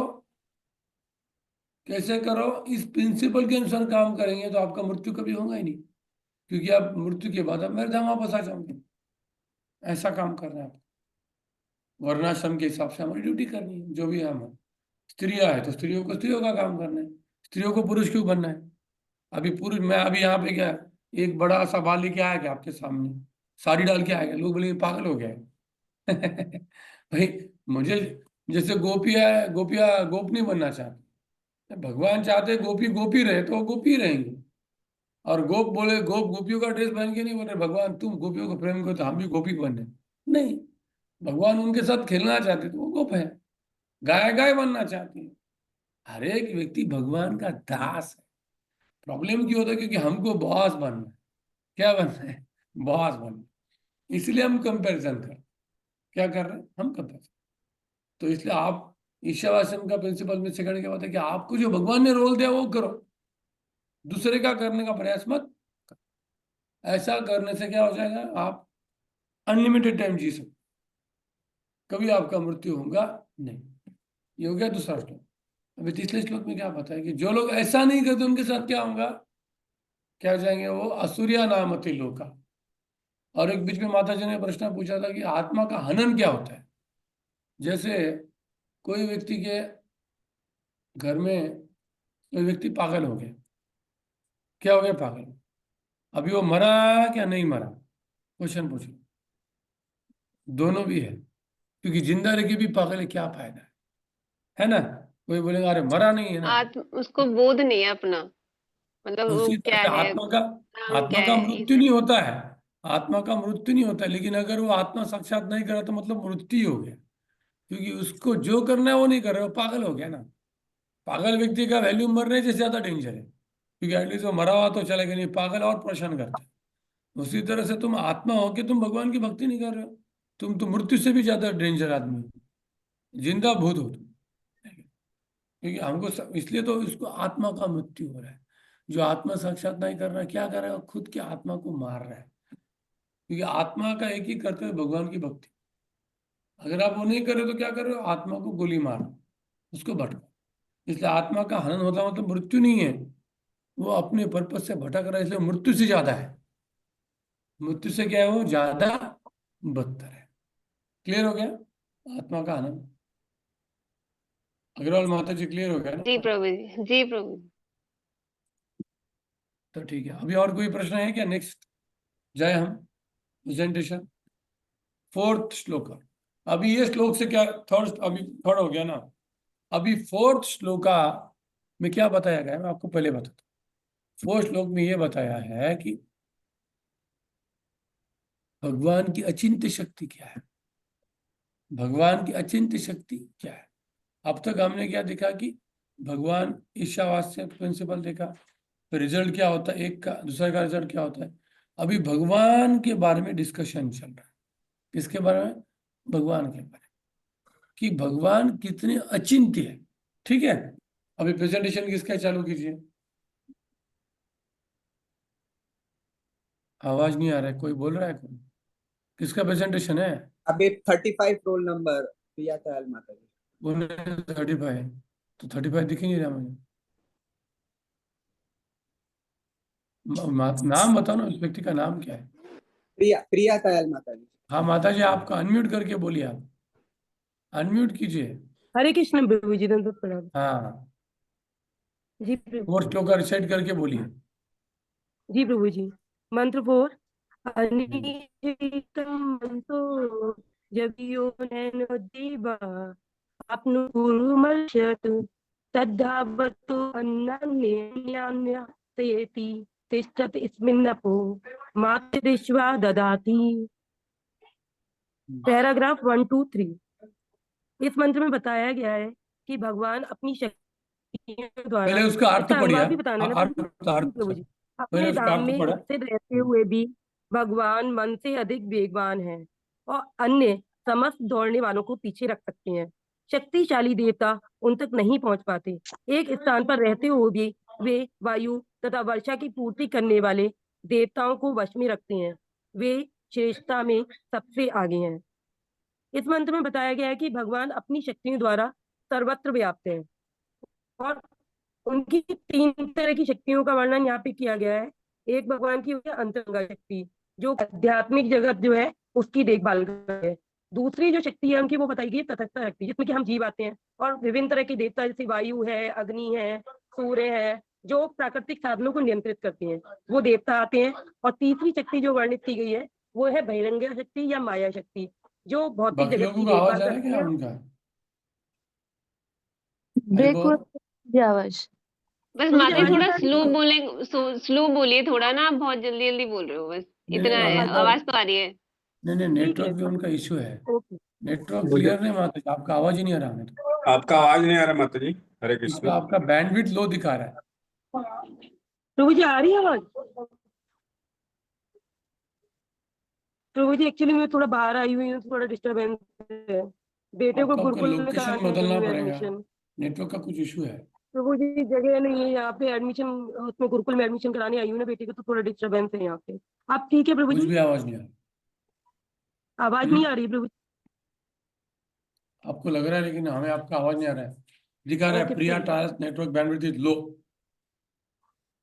देखती हूँ कहीं। क्या ठीक है प्रभु जी? आप ठीक है प्रभु जी? आवाज आ रही है? यहाँ पे भी लो ही दिखा रहा है ना?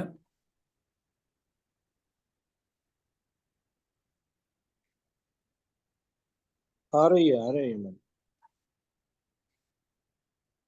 मतलब वीडियो बंद करके तब बोलेंगे तो आपकी बैंडविड्थ ठीक हो जाएगा। वीडियो बंद कर दीजिए। ठीक है प्रभु जी। आप ठीक अभी है प्रभु आवाज जी? आ रही है। हाँ अभी जी आ रहा है, बोलिए। ठीक है प्रभु जी। इस मंत्र में बताया गया है कि भगवान अपनी शक्तियों द्वारा सर्वत्र व्याप्त है। तो भगवान की 3 तरह की शक्तियों का वर्णन यहाँ पे किया गया है। एक तो है अंतरंगा शक्ति। तो अंतरंगा शक्ति क्या करती है? आध्यात्मिक जगत की देखभाल करती है और इसको योग माया शक्ति भी बोलते हैं। और दूसरी शक्ति भगवान की है तटस्थ शक्ति। तो जो तटस्थ शक्ति होती है वो उसमें हम जीव आते हैं और साथ में कई शक्तिशाली देवता हैं, जैसे वायु, अग्नि और वर्षा करने वाले देवता इंद्र, सूर्य, ये सब आते हैं, जो कि प्राकृतिक साधनों को नियंत्रित करते हैं। और तीन की जो शक्ति है वो होती है बहिरंगा शक्ति, जिसको माया शक्ति भी बोलते हैं।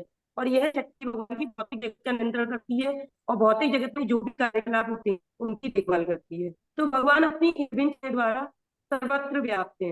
हर जगह भगवान है, जो भी कार्य हो रहा है जिस भी जगह, तो वो सब भगवान ही कर रहे हैं। उनकी शक्तियों के थ्रू वो सारे संचालित किए जा रहे हैं।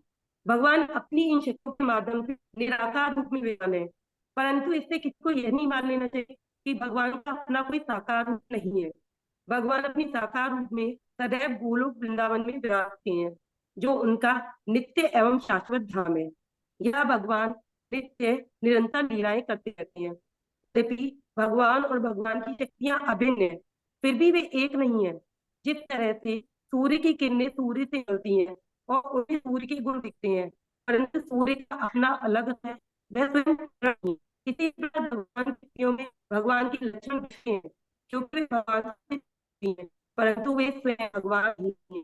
यह प्रभा जी ये बताते हैं कि जो अग्नि होती है, अग्नि ताप और प्रकाश निकलता है। यह जो ताप और प्रकाश है, इस ताप और प्रकाश में अग्नि के गुण भी होते हैं, और ये ताप और प्रकाश होता है वो कुछ दूरी तक विस्तृत होता है। तो इसी प्रकार भगवान गोलोक वृंदावन में साकार रूप में निरंतर रहते हैं और वहां से अपनी लीलाएं करते रहते हैं, और अपनी शक्तियों के माध्यम से वो सर्वत्र व्याप्त रहते हैं, परंतु फिर भी वह अपनी शक्तियों से अलग है। यह मंत्र बताता है कि भगवान मन से भी अधिक वेगवान है। देवता तक उनसे नहीं पहुंच सकते, उन तक नहीं पहुंच सकते, तो फिर साधारण जीव कैसे पहुंचेंगे। रूपा जी कहते हैं कि भगवान को केवल उनकी भक्तों की कृपा से ही समझा जा सकता है, किसी व्यर्थ के मानसिक चिंतन के द्वारा या कल्पना के द्वारा भगवान को नहीं समझा जा सकता। हरे कृष्ण हो गया प्रभु प्रेजेंटेशन? जी प्रभु जी। हरे कृष्णा, हरि बोल। जी प्रभु जी। हो गया ना? जी प्रभु जी। हाँ,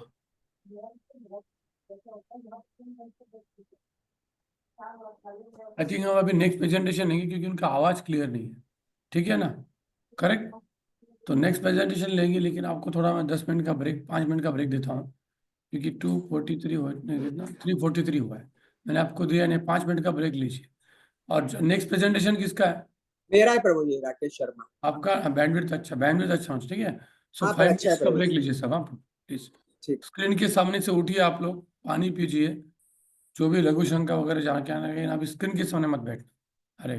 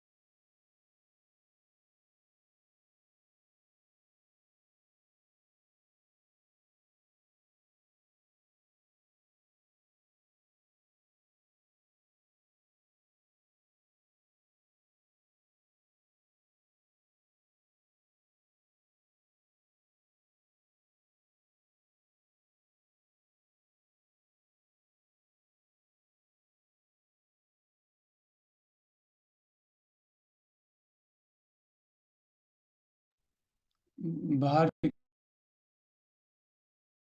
ये सब लोग चलो कीजिए प्रभु जी। हरे कृष्णा प्रभु जी। हरे बोल। क्लियर है? हाँ क्लियर, बहुत अच्छा। हाँ, हरे कृष्णा प्रभु जी, दंडवत प्रणाम। हरे बोल। तो पहले रिकैप कर लेते हैं अभी तक का जो पढ़ा प्रभु जी। जैसे हमने पहले इंट्रोडक्शन। आपका आवाज बहुत कम आ रहा है थोड़ा। अच्छा प्रभु जी, अभी क्लियर है? हाँ अभी अच्छा है। अच्छा, तो प्रभु जी रिकैप कर लेते हैं। हमने 1, 2, 3 श्लोक में मंत्र में क्या पढ़ा। तो जनरली पहले 3 श्लोक में ये बताया ईशा वशम जो भगवान के नियम है। पहले में बताया क्या नियम है, भगवान के सब केंद्रित है। दूसरे में ये बताया गया कि हम पालन करेंगे तो कैसा होगा। और तीसरे में बताया गया कि हम नहीं पालन करेंगे तो क्या क्या दुष्परिणाम हो सकते हैं इस जन्म में और अगले जन्म में। तो अभी कोई प्रश्न आ सकता है कि ये सब हमको क्यों करना चाहिए, भगवान के नियम है। तो चौथे श्लोक से हमको बताया गया है कि भगवान कौन है और उनका स्वभाव क्या है। तो उनका अचिंत्य स्वभाव क्या है। तो हम देखा जाए तो 4 नंबर श्लोक का कंक्लूजन ये है, वो बताता है कि भगवान सर्वोच्च परमेश्वर है, हमारी सामान्य बुद्धि के समझ से बाहर है। और केवल जब हम स्वयं को उनके पास साथ जोड़ते हैं तब हम उन्हें उन्हीं की दया से समझने लगेंगे। तो मैं ये श्लोक पढ़ता हूं अभी वापस से।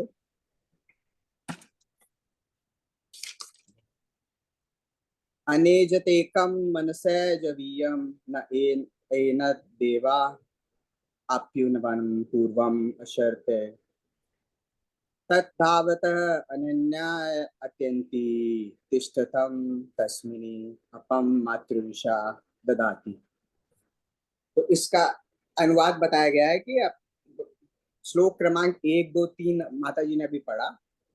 तो श्लोक 1 और 2 संक्षिप्त में बताता हूँ मैं, थोड़ी आवाज थी।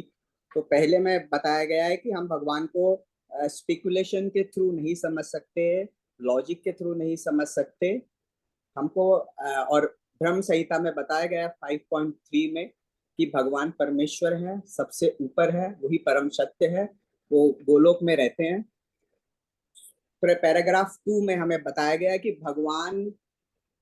भगवान जैसे बताया गया है कि अनेजत एकम मीन्स वो एक जगह भी है और सबसे तेज भी भाग से, मतलब ऋषि मुनि कोई भी तेज भागे उनसे भी तेज वहां से पहुंच सकते हैं। तो हमारे प्रश्न उठेगा कि वो कैसे हैं। तो उसका वर्णन हमारे पैराग्राफ 2 में बताया गया है कि वो अपनी अनंत असंख्य शक्तियों के थ्रू वो ये सब करते हैं। वैसे तो बहुत सारी शक्तियां हैं उनके पास, लेकिन पूर्णतः उनको 3 शक्तियों में बांटा गया है, बहिरंगा, अंतरंगा और तटस्थ। तो अंतरंगा जो आध्यात्मिक शक्ति है, जो गोलोक भगवान की है, जो अंदर से है, जो भगवान के अंदर है, अंतरंगा। बहिरंगा जो बोलते हैं, बहिरंगा शक्ति जो बाहर की, जो भौतिक शक्ति, जो हमको दिखता है, मटीरियल वर्ल्ड। और तटस्थ जो है, जैसे कि इसका नाम है तट पे स्थित। तट मीन्स जैसे नदी या हम समुद्र का कोई तट लेते हैं तो वहां पे जैसे तट है तो उस पे कभी पानी आता भी है, पानी नहीं भी रहता है। तो ऐसे ही तटस्थ, जैसे 84 लाख योनियां हैं, देव देवता जो है, उनका स्वभाव भी ऐसा है। उनके पास ऑप्शन है, वो अंतरंगा के पास भी जा सकते हैं और बहिरंगा के भी पास जा सकते हैं। तो ऐसा बताया गया है कि तटस्थ जो है उनके पास ऑप्शन है, वो बहिरंगा में रह के, माया में रह के, माया के वशीभूत रह के यहाँ पे कर सकते हैं, जो कि जन्म मृत्यु जरा व्याधि के उसमें लगे रहे। नहीं तो अंतरंगा शक्ति का भी ले सकते हैं और वो धाम में जा सकते हैं। और फिर 3 में वही बताया गया है जो अभी पढ़ा हमने। नंबर 4 में बताया गया है कि 10.2 में भगवत गीता में जो बोला गया है कि ऋषि मुनि भी उनको नहीं समझ सकते हैं। भगवान उन सबसे परे हैं। उसके प्रमुख 2 कारण हैं कि मेनली क्योंकि भगवान से उनके स्रोत है, जैसे भगवान ही उनके स्रोत है, तो जो स्रोत है उनसे ज्यादा वो नहीं हो सकते। दूसरा, हम सबकी जो हमारी जो लिमिटेड है, जो हम सीमित है, जैसे कि हमने इंट्रोडक्शन में पढ़ा था, हमें भी काफी दोष है। जैसे हमारे दोष है, जैसे हम अपूर्ण इंद्रियां हैं, हमारी अपूर्ण इंद्रियों की वजह से हम भ्रम में रहते हैं, भ्रम की वजह से हम गलतियां करते हैं। और गलतियों को छुपाने के लिए हम धोखा देते हैं। तो ये हमारे में ये सब त्रुटियां रहने की वजह से हम सीमित हैं। तो हम 4 नंबर श्लोक में स्पेसिफिक ये बताया गया है, और 5 नंबर श्लोक में हमको ये बताया गया है कि भगवान की पूरी शक्ति को हम नहीं समझ सकते, हम लॉजिक से तो बिल्कुल भी नहीं समझ सकते, क्योंकि अगर हम लॉजिक से समझना जाएंगे तो लॉजिक भगवान के ऊपर हो गया, तो वैसा नहीं है। और हम साइंस से भी नहीं समझ सकते, क्योंकि साइंस भी हमने भूमिका में पढ़ा था कि प्रमाण 3 तरह के होते हैं, प्रत्यक्ष, अनुमान एंड शब्द। तो साइंस आता है अनुमान में, जैसे डार्विन थ्योरी हमने पढ़ा। तो हम साइंस के थ्रू भी नहीं उनको भगवान को समझ सकते, हमको समझना है शब्द प्रमाण से, जो कि है ये बोलते हैं कि ये जो सर्वश्रेष्ठ है और हमको उसमें समझना चाहिए। और 6 और 7 नंबर पैराग्राफ में ये बताया गया है कि ठीक है, अभी ये हमने समझ लिया भगवान कौन है, क्या है, अभी हमको क्या कर्म करना है और हमारे लिए क्या निर्धारित है। तो भगवान ने हमारे लिए निर्धारित किया हुआ है, जैसे कि हम जो भी वर्ण आश्रम है उसमें हम अपना कर्म करें, और वो कर्म करते हुए हमें क्या करना चाहिए। पहला तो कर्म है, जैसे अर्जुन को भगवान ने बोला कि तुम क्षत्रिय हो तो तुम्हारा कर्म है कि तुम युद्ध करो। दूसरा है मैं जो भी कार्य करूं, जैसे अभी मैं जॉब, प्रभु जी ने एक क्वेश्चन किया था तो उसी का इसके संदर्भ में मैं बताता हूँ कि जैसे मेरा कर्म है कि मैं जॉब करूं, मैं अभी गृहस्थ में हूं तो मैं जॉब करूं, तो मेरा उद्देश्य ये होना चाहिए कि मैं उसको अकर्म की तरफ लेके जाऊं, ना कर्म की तरफ ना विकर्म की तरफ। भगवान को केंद्र बिंदु बना के कि मेरा ये काम है, मैं इससे जो भी पैसा आएगा मैं उससे भगवान के लिए करूंगा। मैं ऐसा ना सोचूं कि मैं पैसा इसलिए कमाने जा रहा हूँ कि आज मेरा 2 BHK मैं उसको 3 BHK में करूँ, 4 BHK में करूँ, ऐसे सब नहीं करूँ। तो भगवान ने यही बोला इस छठे में कि आप अपना कर्म करो जो मैंने निर्धारित किया है आपके लिए, और आप इसको फिर ईशावास्य को ध्यान में रख के नियम में करो। हमेशा आपके में ईशावास्य धारणा और नियम होना चाहिए, उसके अंतर्गत आप करो। और लास्ट वाले पैराग्राफ में भगवान ने बोला है कि मैंने इस शक्तियों को, जो भी मेरी शक्तियां हैं, ये आप इन शक्तियों को मेरा क्या है, कैसे करना है, ये सब मैंने भगवत गीता में अच्छी तरीके से वर्णित भी किया है, जो कि सारे उपनिषदों का सार्य है।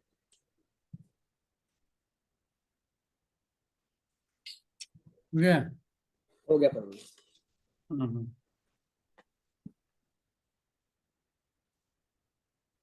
किसी का कोई प्रश्न है उनको पूछ सकते हैं। प्रभु जी मेनली कौन सा वाला श्लोक था ये, मतलब सारे कौन से पैराग्राफ, कौन सा, मतलब थोड़ा ना कंफ्यूजन हो गया। 4, 5, 6, 7 श्लोक संख्या सारे करने थे। श्लोक नंबर 4 नंबर भगवत गीता 10.2 सही ना।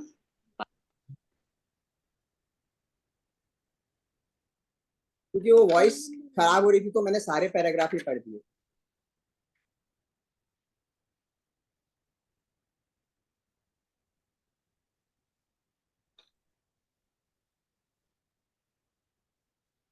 और कोई प्रश्न है? हम आप कुछ। हरे कृष्णा, हरे कृष्णा, दंडवत प्रणाम प्रभु जी। हरे कृष्णा प्रभु जी, धन्यवाद। प्रभु जी एक प्रश्न है कि जैसे आपने कहा कि भगवान को समझना हमारे लेवल में नहीं है, हम नहीं समझ सकते किसी भी तरीके से भगवान को।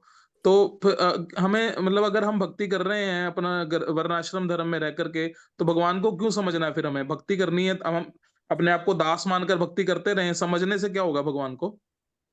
नहीं, भक्ति करना मतलब क्या? भक्ति करने की आप परिभाषा को क्या मानते हो, उस पर डिपेंड करता है। अभी भक्ति करना एक ही है कि बस मैंने कर्म, जैसे कर्म अकर्म विकर्म बोला ना, मैंने कर्म कर लिया, मेरे को 16 माला करनी है, सुबह बैठ के मैंने 16 माला कर ली, बस मेरा हो गया, मतलब मेरे भक्ति हो गई। ऑफिस जाऊंगा मैं सब वही वापस करूंगा, वो नहीं। मेरे को भगवान को, हर चीज जो मैं करूंगा उसमें भगवान को समझना है। भगवान क्या है, ये सब चीज हो रही है उनकी वजह से हो रही है। तो ये जब तक हम समझेंगे नहीं, तब तक हम उनके साथ हमारा कनेक्शन नहीं बना पाएंगे। अदरवाइज हम हमेशा इसी में ही कर्म कांड, हमारी मायावादी उसी प्रवृत्ति में लगे रहेंगे, फिर वही जन्म मृत्यु जरा व्याधि उसी के चक्कर में लगे रहेंगे। तो प्रभु जी अगर मैं अपने गृहस्थ धर्म का पालन कर रहा हूँ और साथ में अपना क्या कह रहे हैं, अपना मॉर्निंग प्रोग्राम कर रहा हूँ और साथ में नाम जप कर रहा हूँ और सब कुछ भोग लगा के खा रहा हूँ, 4 नियम पालन कर रहा हूँ, तो अगर मैं ये सब कुछ कर रहा हूँ तो भगवान को जानना जरूरी है, या ये सब करता रहूं तो मेरे को भगवान की प्राप्ति हो जाएगी अंत में? नहीं, ये करते रहेंगे तो आपको डेफिनेटली भगवान के पास, आप देखो ये सब अगर निष्ठा पूर्वक, जैसे इस श्लोक में भगवान ने यही बोला है कि आप अगर निष्ठा पूर्वक करते रहोगे ना, तो मैं अपने आप आपको आगे शक्तियां देता रहूंगा, जिससे कि आप अपने आप ही मेरे को समझने लगोगे। आपकी ये सेवा करने में जितनी ज्यादा अच्छी शुद्ध भक्ति रहेगी, भगवान अपने आप रेवल्यूशन, जैसे इसमें बताया गया है कि भगवान खुद रेवल्यूशन से ही समझे जा सकते हैं। हम कितना भी लॉजिक या प्रश्न से करें नहीं, तो हम अपने 4 नियम, हम माला, हमारी संध्या, मॉर्निंग आरती, संध्या आरती, ये सब जितनी अच्छी तरीके से, जितने अच्छे शुद्ध मन से, स्वभाव से करेंगे, भगवान अपने आप अपने पास आएंगे और भगवान हमको ही प्रेरित करेंगे कि और इसमें कैसे उन्नति हो सकती है। जैसे मेरे को अगर नॉलेज नहीं है, ज्ञान नहीं है, और मेरे को ये प्रभुपाद जी की बुक्स भी समझ में नहीं आती, तो मैं अपना गृहस्थ धर्म का पालन करूं, नियम पालन करूं और साथ में नाम जप करूं, तो इससे क्या कहते हैं, एक दिन मेरे को भगवान की समझ आ जाएगी, या फिर उनको समझने के लिए मेरे को अलग से एफर्ट्स लगाने पड़ेंगे फिर कोई? जैसे इसीलिए बोला गया है गुरु साधु शास्त्र, तो हम गुरु की शरण ले सकते हैं इन सबको और समझने के लिए। हम शास्त्र पढ़ सकते हैं, शास्त्र में कुछ है तो हमारे गुरु हैं, हमारे काउंसलर हैं, उनकी हम शरण में जा सकते हैं, वो हमको अच्छे से और समझा सकते हैं। हमारे क्या, हम खुद पढ़ते हैं तो हमारे काफी डाउट्स भी रहते हैं, कुछ क्वेश्चंस भी रहते हैं, तो हम हमारे गुरु से हम परामर्श कर सकते हैं, वो हमको और थोड़ा, इसीलिए हमने पढ़ा भी है ना कि गुरु के बिना भगवान की प्राप्ति नहीं हो सकती, तो हमको गुरु की भी शरण में जाना पड़ेगा भगवान की प्राप्ति के लिए, और हमारे क्वेश्चंस का भी काफी मतलब आंसर्स वो दे सकते हैं। तो ये आपने अंतरंगा, बहिरंगा और तटस्था बताया, तो हम उनमें से कौन सी पोटेंसी है, हम कौन सी शक्ति हैं? तटस्था, जीव, तटस्था हम एक्चुअली तटस्था, तो हमारा तटस्था है। उस जी तटस्था में तो हमारा रोल क्या रहता है फिर भगवान के प्रति, मतलब भगवान की शक्ति होते हुए हमारा रोल क्या होता है? वो मैंने वही समझाया, तटस्थता का मीनिंग क्या है आपको पहले समझना पड़ेगा। हमको तटस्था क्यों बोलते हैं, हमको बहिरंगा क्यों नहीं बोलते, हमको अंतरंगा क्यों नहीं बोलते? तो तटस्थता का मीनिंग में तट पर खड़े हुए हैं हम, हमारे पास ऑप्शन है, हमको भगवान ने दी गई है कि हम बहिरंगा में भी जा सकते हैं और अंतरंगा में भी जा सकते हैं। तटस्थता क्यों बोला गया? जैसे नदी का किनारा है, अभी वहां पे पानी आता भी है, जाता भी है, तो हमारे पास क्या है, हम अपने माया के, जितने ज्यादा माया के वश में रहेंगे, हमारा रुझान बहिरंगा शक्ति की तरफ रहेगा। लेकिन हम जैसे ही आध्यात्मिक, हम शास्त्रों को पढ़ेंगे, गुरु से समझेंगे, हम बहिरंगा की मतलब अंतरंगा की तरफ जाएंगे, तो हम भगवान को समझ पाएंगे और अच्छे से हम हमारी आध्यात्मिक उन्नति होगी उन सबसे। धन्यवाद प्रभु जी। हरे ठीक है, कृष्ण। हरे वेरी नाइस। और किसी का कोई प्रश्न है? चलिए, एक प्रश्न प्रभु जी मेरा भी है। एक मिनट पहले माता जी ने हाथ किया, रुचि अग्रवाल माता जी बजाज, हाँ पूछिए माता जी। हरे कृष्णा प्रभु जी। हरे प्रभु जी, कृष्ण। एक शब्द आया है 6 नंबर पैराग्राफ में, व्यष्टि जीव आत्मा, इसको थोड़ा एक्सप्लेन करेंगे प्रभु जी, व्यष्टि का क्या अर्थ होता है? पैराग्राफ 6 में क्या? जी। प्रभु जी बताएंगे आप।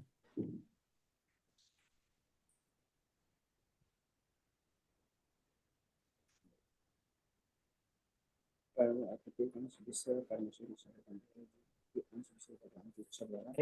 जी, ठीक होता है स्वतंत्र, जो किसी परतंत्र रहता है, स्वतंत्र आती है व्यष्टि या स्वतंत्र आत्मा।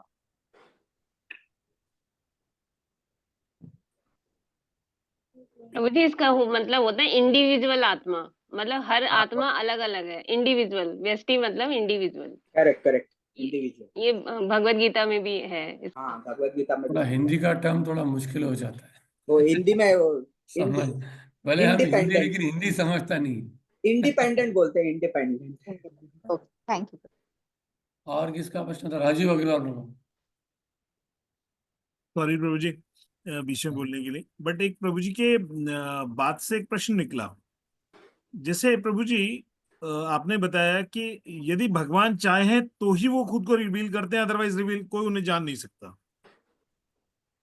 ये आपने बोला। बोलिए, आगे बोलिए प्रभु जी। बट और आपने कहा भगवान को जानना भी है, तो जब भगवान चाहेंगे तभी तो हम उन्हें जान पाएंगे, हम तो सिर्फ अपना कर्म ही कर सकते हैं ना। यही तो प्रभु जी, कर्म अकर्म विकर्म, हमको अकर्म की तरफ जाना है। हमको कर्म तो हमारा, अभी हम देखिए भगवान को जानना है, भगवान जब तक चाहेंगे नहीं तब तक हम नहीं जान पाएंगे, और भगवान कब चाहेंगे, हम ये मायावाद के जो हैं इनसे सब परे होके हम अपने आप को भगवान के साथ, क्योंकि जैसे भगवत गीता 2.20 में बताया गया है, आत्मा है, हम आत्मा है, तो हम भगवान के ही पार्ट हैं। हमारी चेतना अभी उतनी, हमने इतने सब कर्म, इतने सारे हमारे जो पिछले जन्म है उसकी वजह से हमारी आत्मा पे अभी बहुत सारी परत हो चुकी है। तो हमको आत्मा को अभी शुद्ध करने के लिए भगवान के उस लेवल पे जाना पड़ेगा, ताकि भगवान ही हमको फिर रिवलीट करेंगे, भगवान ही हमारे अंदर लाएंगे, प्रेरणा लाएंगे, हमको रियलाइजेशन करवाएंगे कि तुम ये कर रहे हो, तुमको ये करना है, तुम ये करते हो, ऐसा। प्रभु जी, मेरा प्रश्न वहीं पे आ गया, वापस आपने वहीं पे लाके खड़ा कर दिया मुझे। बोलिए प्रभु जी। मेरा प्रश्न वही है, कर्म, अकर्म और विकर्म, सॉरी, इन तीनों की डेफिनेशन इन तीनों की डेफिनेशन पता है प्रभु जी आपको? नहीं, बिल्कुल क्लियर। नहीं, उनका प्रश्न पहले पूछे, प्रश्न क्या बताऊं? प्रश्न क्या है प्रभु जी? प्रश्न वही बताइए। प्रभु जी, मेरा कर्म से मतलब नहीं है, मेरा अकर्म से ही मतलब है। ओके, बोलिए प्रभु जी। मैं अकर्म की बात कर रहा हूँ, बट अकर्म करते हुए भी भगवान अपने आप को रिवील करते हैं ना, मैं भगवान को कैसे जानूंगा? I have no power to know the Bhagwan. सही है। कैसे काम करते हैं, भगवान कैसे दिखते हैं? अभी मैं एक विग्रह को देख रहा हूँ, अब एग्जाम्पल के तौर पे कृष्ण का राधा गोविंद देव के रूप में भगवान यहाँ विराजमान है नोएडा में, राधा श्याम सुंदर के रूप में वृंदावन में विराजमान है, राधा पंडरीनाथ के रूप में पंढरपुर में विराजमान है। सो अब मैं पंढरपुर में जाता हूं तो भगवान का विग्रह बिल्कुल दूसरा दिखता है, पंडरीनाथ जी का। राधा गोविंद देव जी का विग्रह बिल्कुल डिफरेंट दिखता है। तो मैं तो भगवान को नहीं जान सकता ना, मुझे कौन सा रूप भगवान का है, पहली चीज। दूसरा, अकर्म जो है उसका पर्पस ये है कि मैं उसका कर्म फल नहीं लूंगा, मैं जो भी कर्म कर रहा हूं भगवान को समर्पित कर रहा हूं। So that is my duty, that is my duty. But how can I know Bhagwan? Because I am whatever I am doing, whether it is right or wrong, I am keeping Krishna in center and surrendering to Krishna.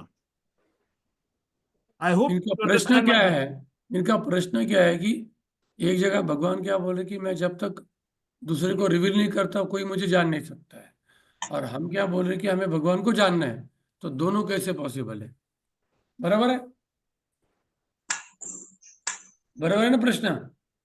बराबर है, बराबर। यही प्रश्न है प्रभु जी, यही प्रश्न है प्रभु जी मेरे। हाँ, अभी बताए राकेश है वो। हाँ, तो प्रभु जी जितना तक मेरे को नॉलेज है मैं उतना बताऊंगा, आप उसमें फिर करेक्शन कर दीजिएगा। तो मेरे इसमें मैंने यही पढ़ा है कि हमको हमारा जो बोलते हैं कि हम जो हम अपने आप को जितना जो कर्म, ईशावास्यन कर्म बताया हुआ है, जो हमारा जो कर्म बताए हुए हम करते रहेंगे तो भगवान की तरफ हम और अग्रसर होंगे और भगवान ही अपने आप फिर हमको रिवील करेंगे। हमको ऐसा लगेगा मैंने अभी 100 साल तक तो मैंने ये सेवा कर ली, फिर भी मेरे को अभी तक भगवान तो मिले नहीं, तो मैं तो ये तो भगवान भगवान कुछ नहीं है, मैं तो ये नहीं करूंगा, ऐसा नहीं माना। हमारी अभी साधना, हमारी जो सेवा है उसमें अभी कोई त्रुटि होगी, इसलिए अभी तक हमको वो साक्षात्कार नहीं हुआ है। जैसे जैसे हमारी शुद्धि उस लेवल तक जाएगी हमको भगवान का साक्षात्कार जरूर होगा। प्रभु जी आप और कुछ करेक्ट कर सकते? नहीं, बहुत अच्छा बात।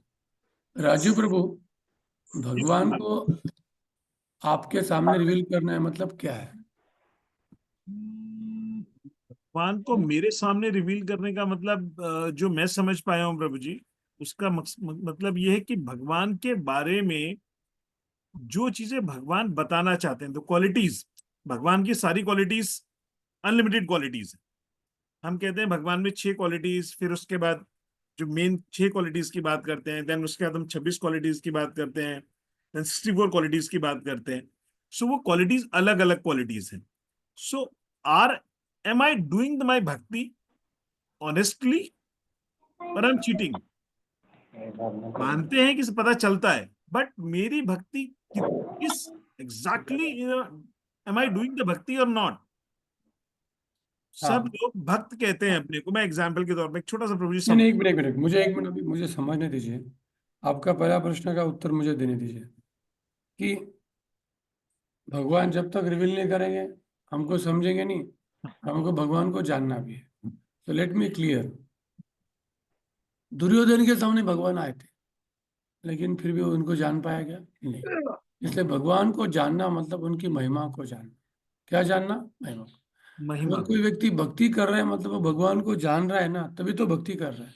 राइट। कोई ऐसा कोका कोला 10 साल से बोल सकता है क्या हर दिन 16 माला उसका? नहीं नहीं कर सकता। कोका कोला का 16 माला कहाँ से करेगा? नहीं कर सकता। तो माला कर ही रहा है मतलब भगवान उसको रिवील किए है, भगवान रिवील किए। और भगवान अनलिमिटेड है, हम कभी भी भगवान को पूरा जान नहीं सकते, कभी भी नहीं जान सकते। वो भी जानना है कोई भी। प्रभुपाद बोले nobody can understand God Krishna completely. आपके रस में जितना चाहिए उतना भगवान आपको देंगे। इसलिए स्पिरिचुअल वर्ल्ड में हर व्यक्ति एक्साइटेड क्यों है? क्योंकि हर दिन क्या होगा कोई नहीं बोल सकता, कोई नहीं बोल सकता। अभी भी स्पिरिचुअल वर्ल्ड में क्या हो सकता है? कोई भी बोल नहीं सकता, क्योंकि भगवान अनंत है, उनकी लीला है अनंत। प्रेमांजन छुरित भक्ति विलोचन संत सदैव हृदयेषु विलोकयन्ति यम श्याम सुंदर अचिंत्य गुण स्वरूपम गोविंद मादि पुरुषम तमम भजामि। यस, भगवान खुद रिवील करते, लेकिन वो भक्ति से भी अट्रैक्ट कर सकते हैं। भक्ति से हम भगवान को अट्रैक्ट कर सकते हैं, वो भी शास्त्र में लिखा हुआ है।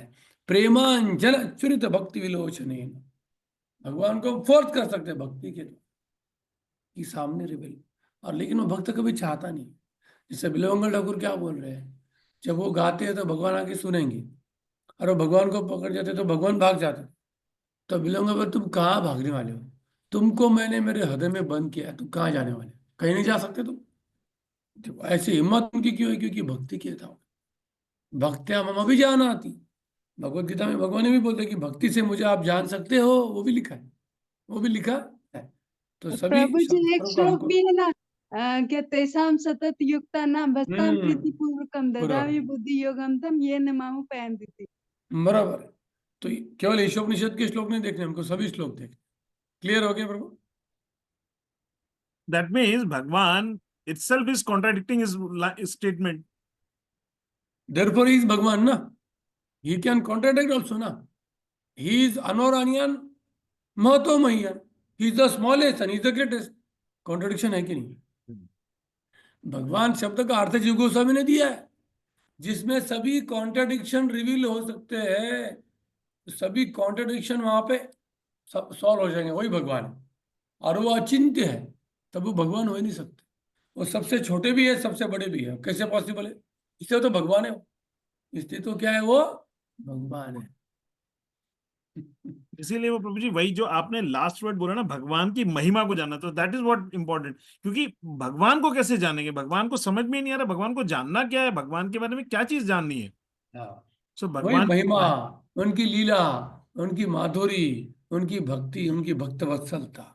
और वो कोई भी फॉर्म में हमारे सामने आ सकता है, कोई भी। ये रस की बात है। किसकी बात है? रस की। ठीक है।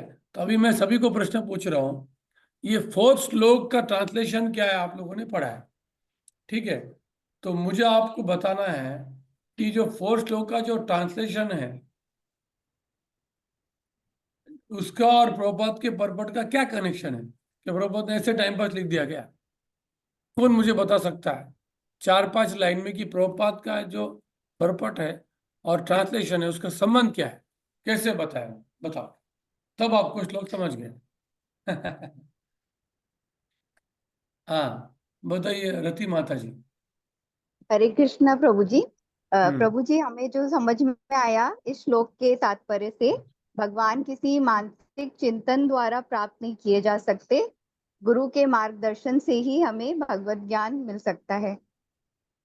अभी देखो, मैं उसका ट्रांसलेशन पढ़ रहा हूँ, हिंदी वाला पढ़ता हूँ, इंग्लिश वाला नहीं, हिंदी वाला। मुझे आपको समझाना है कि प्रभुपाद ने ये क्यों लिखा है परपट, क्या लिखा है? 4। अरे ये मराठी में बुक है मेरे पास, इंग्लिश में पढ़ता हूँ। ये बुक में हिंदी समझ के मराठी का लिखा है। Although fiction is abode, the personality of Godhead is swifter than the mind and can overcome all the other runnings. The powerful demigods cannot approach him. Although in one place, he controls those who supply the air and wind. He surpasses all in excellence. ये हो गया translation. अब हिंदी में कोई translation पढ़ो बड़ा जोर से इसका। बुक किसके पास है? अपने धाम में, आपके पास बुक है? प्रभु जी मैं पढ़ता हूँ। हाँ पढ़िए। अपने धाम में स्थित रहते हुए भी भगवान मन से अधिक वेगवान है और अन्य समस्त दौड़ने वालों को पछाड़ सकते हैं। शक्तिशाली देवता उन तक नहीं पहुंच पाते। एक स्थान पर रहकर वे वायु तथा वर्षा की पूर्ति करने वाले देवताओं को वश में रखते हैं। वे श्रेष्ठता में सबसे आगे हैं। ठीक, अब ये हो गया। तो प्रभुपाद का इसका और तात्पर्य का क्या संबंध है, मुझे कोई बता पा रहा है? बताओ, तभी आपको परपट समझ गया। बताइए मुझे। प्रभु जी, इसी को ही प्रभुपाद जी ने काफी विस्तार में आगे समझाया है कि जो हाँ, कि कॉन्ट्राडिक्शन इसमें बताया गया है कि एक जगह पे भी है, सब जगह है। और तो उन सबको उन्होंने एक्सप्लेन किया है डिटेल में कि ये कैसे पॉसिबल है, कि आप साइंस से नहीं समझ सकते, लॉजिक से नहीं समझ सकते। ये उन्होंने एक्सप्लेन किया है। बराबर है। अभी देखिए, इसका जो लास्ट पैराग्राफ सबसे इंपॉर्टेंट है। अभी इसके ट्रांसलेशन में क्या दिया है कि भगवान को समझना मुश्किल है। ये ट्रांसलेशन में का अर्थ वो है कि वो एक जगह पे फिक्स है लेकिन सबको कंट्रोल करते हैं। वो भागते हुए लेकिन सबसे आगे भाग रहे हैं, ऐसे कैसे भगवान है? मतलब क्या? अब भगवान को नहीं समझ सकते, वो ग्रेट है। He is very very difficult to understand. तो प्रभुपाद जी परपट में बोलते हैं कि यस, भगवान को कोई जान नहीं सकता है, भगवान को कोई जान नहीं सकता, वो अचिंत्य है। लेकिन कैसे आप जान सकते हो भगवान को? Submissive service attitude. जब व्यक्ति भगवान की सेवा भाव को जागृत करता है तो भगवान खुद, अतः श्री कृष्ण नामादि न भावेत गयम इंद्रियो सेवोन्मुखे जिह्वादो स्वयं एवं स्फुर्यतदा। भगवान उसको खुद रिवील करेगा। और रिवील करेगा मतलब क्या? वो भी दिया है। भगवान की फीचर मतलब उनके गुण, उनकी शक्तियां, और उनकी शक्तियां कैसे काम करती है, अचिंत्य शक्तियां कैसे काम करती है। तो ये जानना मतलब भगवान को जानना। भगवान धीरे धीरे उसको रिवील करेंगे कि जब वो उसकी सेवा करते रहेगा। तो इसलिए इस श्लोक में क्या बता रहा है ट्रांसलेशन में कि भगवान को कोई जान नहीं सकता है। और प्रभुपाद जी क्या उसका आंसर क्या दे? कैसे जान सकते हो आप? जब आप सबमिसिव सर्विस एटीट्यूड, भगवान की सेवा करने का विचार करते हो, सेवा करते हो, तो ये आपको सब कुछ, ये जो पजल है, समझ में आएगा। और बड़े बड़े योगियों को भी ये पजल समझ में नहीं आ सकता कि भगवान एक जगह पे स्थिर भी है लेकिन सब जगह जा रहे हैं। वो उनके पास पैर भी नहीं लेकिन सबसे आगे भागते हैं। ये बहुत सारे लोगों को समझ में नहीं आता ये क्या लिखा है। लेकिन अगर कोई भगवान की सेवा कर रहा है, इतना कॉम्प्लिकेटेड उपनिषद भी उसको समझ में आ जाएगा आसानी से कि भगवान की शक्तियां कैसी है, उनकी महिमा क्या है, उनकी गुण क्या है। क्लियर हो गया आपको कि प्रभुपाद ने इतना प्रवचन फुकट में नहीं दिया है। ये समझाने के लिए, श्लोक को समझाने के लिए इतना परपट लिखा है। जो भी परपट लिखा है, क्यों लिखा है? इस श्लोक को कैसे हम समझे, इस उपनिषद के मंत्र को हम कैसे समझे, जो बहुत मुश्किल है। क्लियर हो गया? इसमें किसी को कोई प्रश्न है? प्रभु जी बस वो लास्ट वाली लाइन का ही प्रश्न था जो आपने बाद में बताया, भगवान की महिमा को जानना है। तो लास्ट वाली लाइन में वही प्रश्न था कि भगवान पूर्ण ज्ञानकार, भगवान के सभी लक्षणों को जानना, उनकी शक्तियों को जानना, उनकी शक्तियां कैसे उनकी इच्छा से किस प्रकार कार्य करती हैं। तो ये तो भगवान ही अपने आप रिवील कर सकते हैं, और तो किसी के बस में है नहीं इस चीज तो को। सोल्यूशन क्या दिया है? सेवा करते जाओ, सोल्यूशन भी दिया है। ऐसा नहीं कि आपको कुछ आशा नहीं, यस सब कुछ बता सकते। कब? जब आप क्या कर रहे हो? सेवोन्मुखी जिह्वा तो स्वयं एवं स्फुरत, वो खुद सब बता दें। लेकिन क्वालिफिकेशन क्या है? What you are suppose to do? Service, loving service, प्रेममय सेवा। क्लियर? तो पता नहीं प्रभु जी कितने जन्म लगेंगे अभी तो। नहीं नहीं नहीं, प्रभुपाद बोले, प्रभुपाद को एक भक्त ने पूछा, प्रभुपाद हमने जो इतने कर्म किए हैं उसका पाप हमको कितना जन्म लेना पड़ेगा? प्रभुपाद बोले, है क्या प्रश्न पूछा? तो 1 मिनट में तूने भगवद गीता नहीं पढ़ा? सर्वधर्मान परित्यज मामेकम शरणम च अहम त्वां सर्वपापेभ्यो। तूने भगवद गीता नहीं पढ़ा ठीक से? सिमिलरली आपने चेतन चेतन नहीं पढ़ा क्या? अरे तुरंत दे रहे हैं। ब्रह्मार दुर्लभ प्रेम सभाकार वाच्य, है ना? निताई अमार दयामय, दयार अवधि अगतिर गति बिना साधु लोग को भूल। 1 मिनट में आपको ऐसा दे सकते जो ब्रह्मा जी को भी नहीं मिल सकता है। क्या है? बस श्रद्धा मात्र, मूल्य नाम से हटेते विकार। क्या चाहिए? श्रद्धा, और कुछ नहीं। दया निताय चैतन्य बोले नाच रे हमार। जय श्री कृष्ण चैतन्य प्रभु नित्यानंद श्री अद्वैत गदाधर श्रीवासादि गौर भक्तवृंद। हरे कृष्ण कृष्ण कृष्ण हरे हरे, हरे राम राम राम हरे राम कल्पतरुभ्यश्च कृपा सिन्धुभ्यश्च पतितानां पावनेभ्यो वैष्णवेभ्यो नमो नमः। तो अभी यहीं पे आपको मैं 8 मिनट पहले छोड़ रहा हूँ, आपकी छुट्टी कर रहा हूँ। लेकिन अगले सेशन सैटरडे संडे को रामनवमी है, लेकिन सैटरडे को सेशन लेना है क्या हमें, कि आप लोगों का सेवा है उस दिन? तो सैटरडे को लेंगे, संडे को तो फिर रामनवमी के दिन वहां पे सेवा हाँ, नहीं उस दिन तो नहीं हो सकता। हाँ तो संडे को सेवा है मेरी। तो सैटरडे के कितने 4 डिवोटीज रेडी है ना? मंत्रा नंबर 5 और 6, 5 और 6 रेडी है ना जी। हाँ? कौन कौन है? राजीव प्रभु, नित्यानंद कौन है? नित्यामंगल प्रभु, राकेश और प्रभु कौन? बता। हाँ? नित्यामंगल प्रभु, राजीव प्रभु, सीमा माताजी और रस बिहारी माताजी। ठीक, तो बेस्ट ऑफ लक सबके लिए। हरे कृष्णा। आपको आगे कुछ अनाउंसमेंट करना तो करो, मेरे तरफ से मैंने आपको छोड़ दिया। हरे कृष्णा। हरे कृष्णा। हाँ, कृष्णा दंडवत प्रणाम प्रभु जी। हरे कृष्णा दंड प्रणाम प्रभु जी। हरे कृष्णा दंडवत प्रणाम। हरे कृष्णा दंडवत प्रणाम प्रभु जी। मेरा हरे कृष्णा प्रभु जी, मेरा प्रणाम स्वीकार करें। मेरा बात हरे कृष्णा। हरे कृष्णा प्रभु जी। हरे कृष्णा प्रभु आप अपनी बात कंप्लीट करिए। हरे कृष्णा प्रभु जी। मेरे को 5 मिनट दीजिए, मैं आप लोगों का अटेंडेंस मैं डाल रहा हूँ ग्रुप में, इसलिए मैं सब लोगों से ना एक आज फिर कंफ्यूजन है रोल नंबर्स में। एक प्रभु जी हैं या माता नंबर चेंज कर श्री राम प्रियदास। हरे कृष्ण। रोल नंबर तो हुआ था ना। ब्रजराज प्रेमा देवी दासी है क्या कोई? ब्रजराज प्रेमा देवी दासी 36 नंबर पे ज्वाइन की थी आज। हाँ हूँ प्रभु जी। आपका नाम क्या है? ब्रज प्रेमा देवी दासी प्रभु जी। विष्णु प्रिया कौन है? वो भी मेरा ही नाम है प्रभु जी, ये दीक्षित नाम है। माता जी फिर विष्णु प्रिया से आप ज्वाइन कीजिए। ठीक है, अगली बार से करूंगी जी, ठीक है। ठीक है। मैं आज सब लोगों का नाम बता दूं या फिर लिस्ट ही डाल दूं डायरेक्ट? नाम बता दीजिए प्रभु जी। ठीक है, लिस्ट तो डाल दीजिए, ज्यादा इजी रहेगा। हाँ, तो मैं जो नाम बोलूंगा वही आदमी बोलेगा केवल, ठीक है? हरे कृष्णा। किशोरी सुंदरी देवी दासी नहीं है। सर्वप्रिया देवी दासी माता जी, सर्वप्रिया देवी दासी माता जी है क्या? हरे कृष्ण प्रभु जी, दंडवत प्रणाम। है। आराध्या लक्ष्मी देवी दासी। हरे कृष्णा प्रभु जी, दंडवत प्रणाम।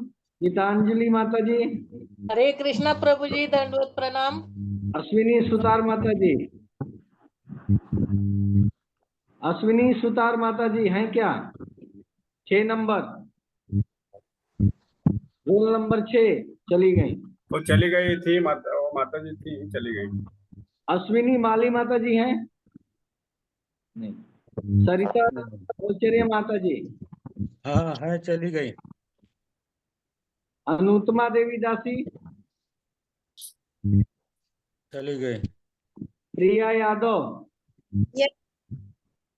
हरे कृष्णा प्रिया यादव माता जी। प्रिया यादव माता जी हैं क्या? हरे कृष्णा जी। हाँ हरे कृष्णा। माता जी आप आज ही ज्वाइन की क्या? पिछले 2-3 क्लास में आप अनुपस्थित थी। नहीं प्रभु जी, सैटरडे संडे का जी। सर 22 तारीख में। आपका आवाज नहीं आ रहा है, पिछले क्लास में आप नहीं थी। राष्ट्रीय माता जी। हरे कृष्णा प्रभु जी, दंडवत प्रणाम। धन्यवाद। जयश्री माता जी हैं? हरे कृष्ण प्रभु जी। सोनिया माता जी हैं क्या? सोनिया 34 नंबर माता जी हैं क्या? सोनिया माता जी। यस प्रभु जी, हरे कृष्णा। 34 नंबर सोनिया सैनी। 34 नहीं, 4 नंबर 14 सोनिया माता जी। 34 में जो माता जी का नाम है सोनिया नहीं है। साहनी माता जी हैं वो। ओके, मैं सोनिया सैनी बोल रही थी। प्रभु जी मेरी लगा दीजिए, मुझे टेम्पल जाना है। ठीक है, आप जाइए। सोनी thank माता जी नहीं है। इंदु मौर्य माता जी, कृष्णा प्रभु जी। हाँ। सागरी गौर प्रभु, सीतानाथ हरे कृष्णा सीतानाथ प्रभु हरे कृष्णा प्रभु दंडोपाल है ना। हाँ